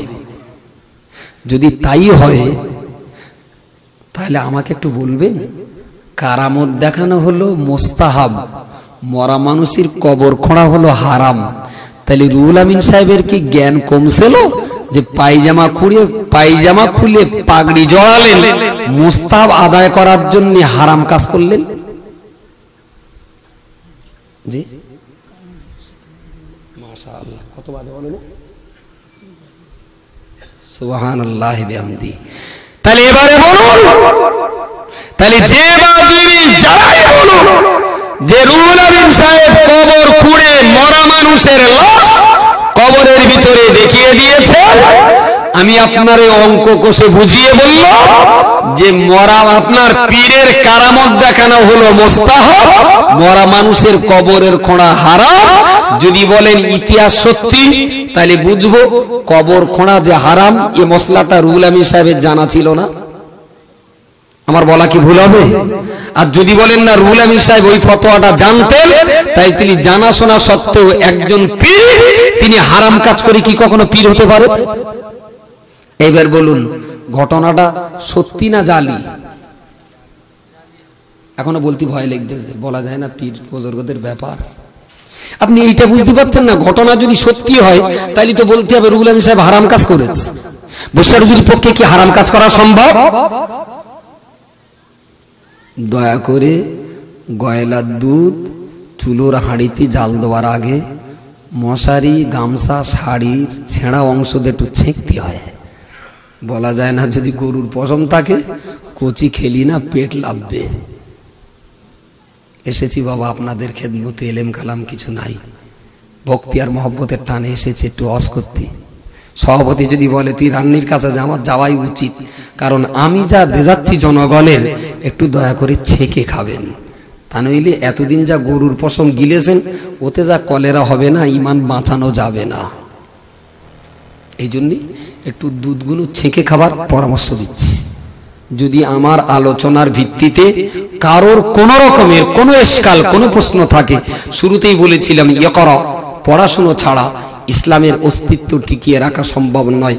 পড়াশুনো না করে হিন্দু থাকা যায়, পড়াশুনো না করে খ্রিস্টান থাকা যায়, পড়াশুনো না করে কখনো মুসলমান থাকা যায় না, যায় না, যায় না। বয়স ছোট হোক আর বড় হোক, আমার প্রত্যেকটা বয়সের যারা কনিষ্ঠ তাদের প্রতি আমার একান্তই নির্দেশ, ভাই স্কুল কলেজ ইউনিভার্সিটি যেখানেই পড়ুন, কোরআন শিক্ষা থেকে নিজেকে বঞ্চিত রাখবেন না। সমবয়স্ক বন্ধুদের বলছি, মুরব্বী বাবাজিদের প্রতি শ্রদ্ধা জানিয়ে হাতে ধরে নয় পায়ে ধরে বলছি, চায়ের দোকানে সময় নষ্ট না করে মসজিদের ইমাম সাহেবের কাছে বসে বসে শেষ জীবনে ইয়াসসারনাল কোরআন কিতাবটা নিয়ে অন্তত 12টা আয়াত কোরআন শরীফ শুদ্ধভাবে পড়া শিখে তারপরে আপনি কবরে যাবেন। আপনার কাছে এটা আমার দাবি। যদি আপনি কোরআন পড়তে না পারেন আপনার নামাজ হবে না। যদি আপনি লেখাপড়া করেন আপনি ভালো নামাজি হবেন। যদি আপনি লেখাপড়া করেন আপনি একজন ভালো রোজাদার হবেন। যদি আপনি ভালো লেখাপড়া করেন আপনি ভালো দানবীর হবেন। যদি ভালো লেখাপড়া করেন আপনি ভালো হাজি হবেন। যদি লেখাপড়া না করেন মক্কা থেকে ঘুরে আসবেন, লোকে বলবে হাজি, আল্লাহ বলবে মুসাফির। মক্কায় এলো একটু দেশটা দেখে শুনে বাড়ি যাচ্ছ কি হজ করিস, ও একটা ফতোয়া ফারাত জানে না, সব উল্টো পাল্টা করে বাড়ি যাচ্ছ কি হজ বললি না। আবার হাজিরা রেগে যায়। হাজিদের ট্রেনিং দিতে গিয়ে কোন হাজির একদম সরাসরি পায়ে হাত দেবে, বলে আমি চাচা তোর এই পায়ে হাত দেবে বলতে চাচা হজে যাওয়ার আগে কোরআন শরীফটা পড়ে তাই যাস না। যে মক্কায় কোরআন নাজিল হয়েছে আপনি সেই মক্কায় যাচ্ছেন, আপনি কাবার দেওয়ালে দেখবেন কোরআনের আয়াত। যে গারে হেরায় কোরআন নাজিল হয়েছে আপনি সেখানে যাবেন। যে সাফা পাহাড়ে কোরআন নাজিল হয়েছে আপনি সেখানে যাবেন। ফেরেশতা জিবরাইল কোরআন নিয়ে যে সমস্ত জায়গায় নবীর উপরে অবতরণ করেছেন আপনি সেখানে যাবেন। সেই জায়গায় বসে যদি একটু কোরআন না পড়তে পারেন আপনার মনটা কি ভালো বলবে? 1.5 লক্ষ টাকা খরচ করে হজে যাবে, ওদের পায়ে হাত দিয়ে বলেছিলাম 3,000 টাকা খরচ করে একটা হাফেজ সাহেবকে মাইনে দিয়ে 1.5 মাস বাড়িতে পুষুন। 1.5 মাস হাফেজ সাহেব পড়িয়ে দিলে আপনি সুন্দরভাবে কোরআন শিখে যাবেন, হজের মসলা শিখে যাবেন, শরীয়তের প্রয়োজনীয় হুকুম আহকাম শিখে যাবেন। এই 3,000 টাকা 1.5 লক্ষ টাকার মর্যাদা বজায় রাখবে। আমার ব্যর্থতা হাজি সাহেবদের হজে পাঠাতে পেরেছি, আমি হাজি সাহেবদের হাতে কোরআন শরীফ তুলে দিতে পারিনি। কি বলিস বোঝা যায়নি? পড়তে বললি যে কি কলেরা জায়গায় থাকি যেন পড়বে না কোনো মতে। আমি চাচা বুড়ো হয়েছেন তাতে আপনার অসুবিধা নাকি? আমি বলছি তো আপনার বয়স অনেক হয়েছে, আপনি বসুন, চেষ্টা করে দেখুন। আমার আল্লাহ বলেছেন ওয়ালাকাদ ইয়াসসারনাল কোরআনা লিযিকরি ফাহাল মিন মুদ্দাকির। আমি আল্লাহ কথা দিলাম যারা আমার কোরআনকে শিক্ষার জন্য কোরআনের কাছে এগিয়ে আসে, আমার কোরআন শরীফকে আমার বান্দাদের জন্য আমি আল্লাহ সহজ করে দিলাম। জোরে বলুন সুবহানাল্লাহ। আল্লাহ নিজেই বলেছেন ইয়াসসারনাল কোরআন, শিক্ষা গ্রহণ করার জন্য কোরআনকে সহজ করে দিই। চাচা তুই কঠিন বলতেছিস কি চুলকুলতি? আল্লাহ নিজেই বলেছেন সহজ, আপনি কঠিন করে নিলে হবে। গ্রামে কোনো তোতলা যদি থাকে, সে যদি হাফেজ হয় আর মাওলানা হয়, ও সর্ষের তেল চাতিকে শো শো শো শো করে ঠেলিলে যাবে 8 ঘন্টা। মার কাছে পান্তা চাবে, তা শুধু পা পা করতে করতে মা বুঝতে পারিস পান্তা, তুই থাম, তবু বলবে পান্তা। ও যদি কোনোদিন কোরআন শরীফ পড়তে পারে আমি আল্লাহ শুকরিয়া আদায় করছি, কোরআনের মুজিজা কিয়ামত পর্যন্ত টিকে থাকবে। যে তোতলা ছেলেটা সর্ষের তেল বলতে 1.5 মিনিট নেয়, পান্তা বললি 3 মিনিট সময় লাগে, ও যদি কোরআন শরীফ পড়া কখনো শেখে, কোরআন খুলে দেবেন, প্রথম থেকে শেষ পর্যন্ত কোরআন পড়ে যাবে, ওর কোনো জায়গায় আটকাবে না। এটা কি কোরআনের মুজিজা নয়? আমি অবাক হয়ে যাই, এত তো সত্ত্বেও মানুষ কোরআন শরীফ শিক্ষার প্রতি কেন এগিয়ে আসে না? বলো দিনই, কালকে সন্ধ্যাবেলা জিকির হবে, প্যান্ডেলে জায়গা হবে না, জিকির করে হুড়ি গেলে যাবে। ভাই নিয়ত করে দাঁড়িয়ে শুধু বলবো আল্লাহ আল্লাহ আল্লাহ আল্লাহ আল্লাহ আল্লাহ আল্লাহ আল্লাহ, নামাজ হবে। কি দরকার? সুবহানাল্লাযী আসরা বিআবদিহি লাইলাম মিনাল মাসজিদিল হারাম ইলাল মাসজিদিল আকসাল্লাযী বারাকনা হাওলাহু লিনুরিয়াহু। তো কোরআন পড়তে হবে, তো নিয়ত বেঁধে তো আল্লাহ আল্লাহ করার কাজ না। তাহলে ইমানের কলমান, ইমান, নামাজ, রোজা, হজ আর যাকাত, ইমানের পরেই হলো নামাজ। আর নামাজ পড়তে গেলে অবশ্যম্ভাবী ভাবে দরকার হলো কোরআন কোরআন কোরআন। আগে কোরআন শিখুন। যারা কোরআন পড়তে পারে না এদের নামাজ সহি হয় না। যাদের নামাজ সহি হয় না এরা যদি কিয়ামত পর্যন্ত আল্লাহ আল্লাহ করে এদের কলব কোনদিন জারি হতে পারে না। ইসলাম মেরে সই করে দিতে পারি, এদের কলব জারি হবে না। কি করে জারি হবে? নামাজ তো ফরজ, সেইটাতেই হয় না। জিকির করে কলব জারি, জিকির আমার মাথায় থাক। নামাজ পড়ুন শুদ্ধভাবে, জিকিরে বসুন। 6 মাস, 1 বছর, 2 বছর, 5 বছর, 10 বছরের ভিতরে মুখ দিয়ে বলবেন আল্লাহ, কলবের ভিতর দিয়ে আরেকবার উচ্চারণ হবে আল্লাহ। নামাজ পড়তে পারেন না, কোরআন পড়তে পারেন না, 40 বছর আল্লাহ আল্লাহ করছেন, কলব আল্লাহ বলতে পেরেছে বলে মনে হয়? হয় না, হয় না, কখনো সম্ভব নয়। আমি আমার আলোচনা নিয়ে বড় ভাইজান তিনি এসে গেছেন, তিনি তার মূল্যবান কথাবার্তা, আর তার মূল্যবান কথা বা বলি কি করে, কোনো বক্তার কেরামতি না। আল্লাহ কোরআনে বলে গেছেন, রসুল হাদিসে দিয়ে গেছেন, তাই নিয়ে বক্তাদের চুলকুনি। তাছাড়া তো আর আমার কাছে কিচ্ছু নেই। কি আছে? নিজের কথা কিচ্ছু বলার ক্ষমতা নেই। কি উপদেশ দেবো?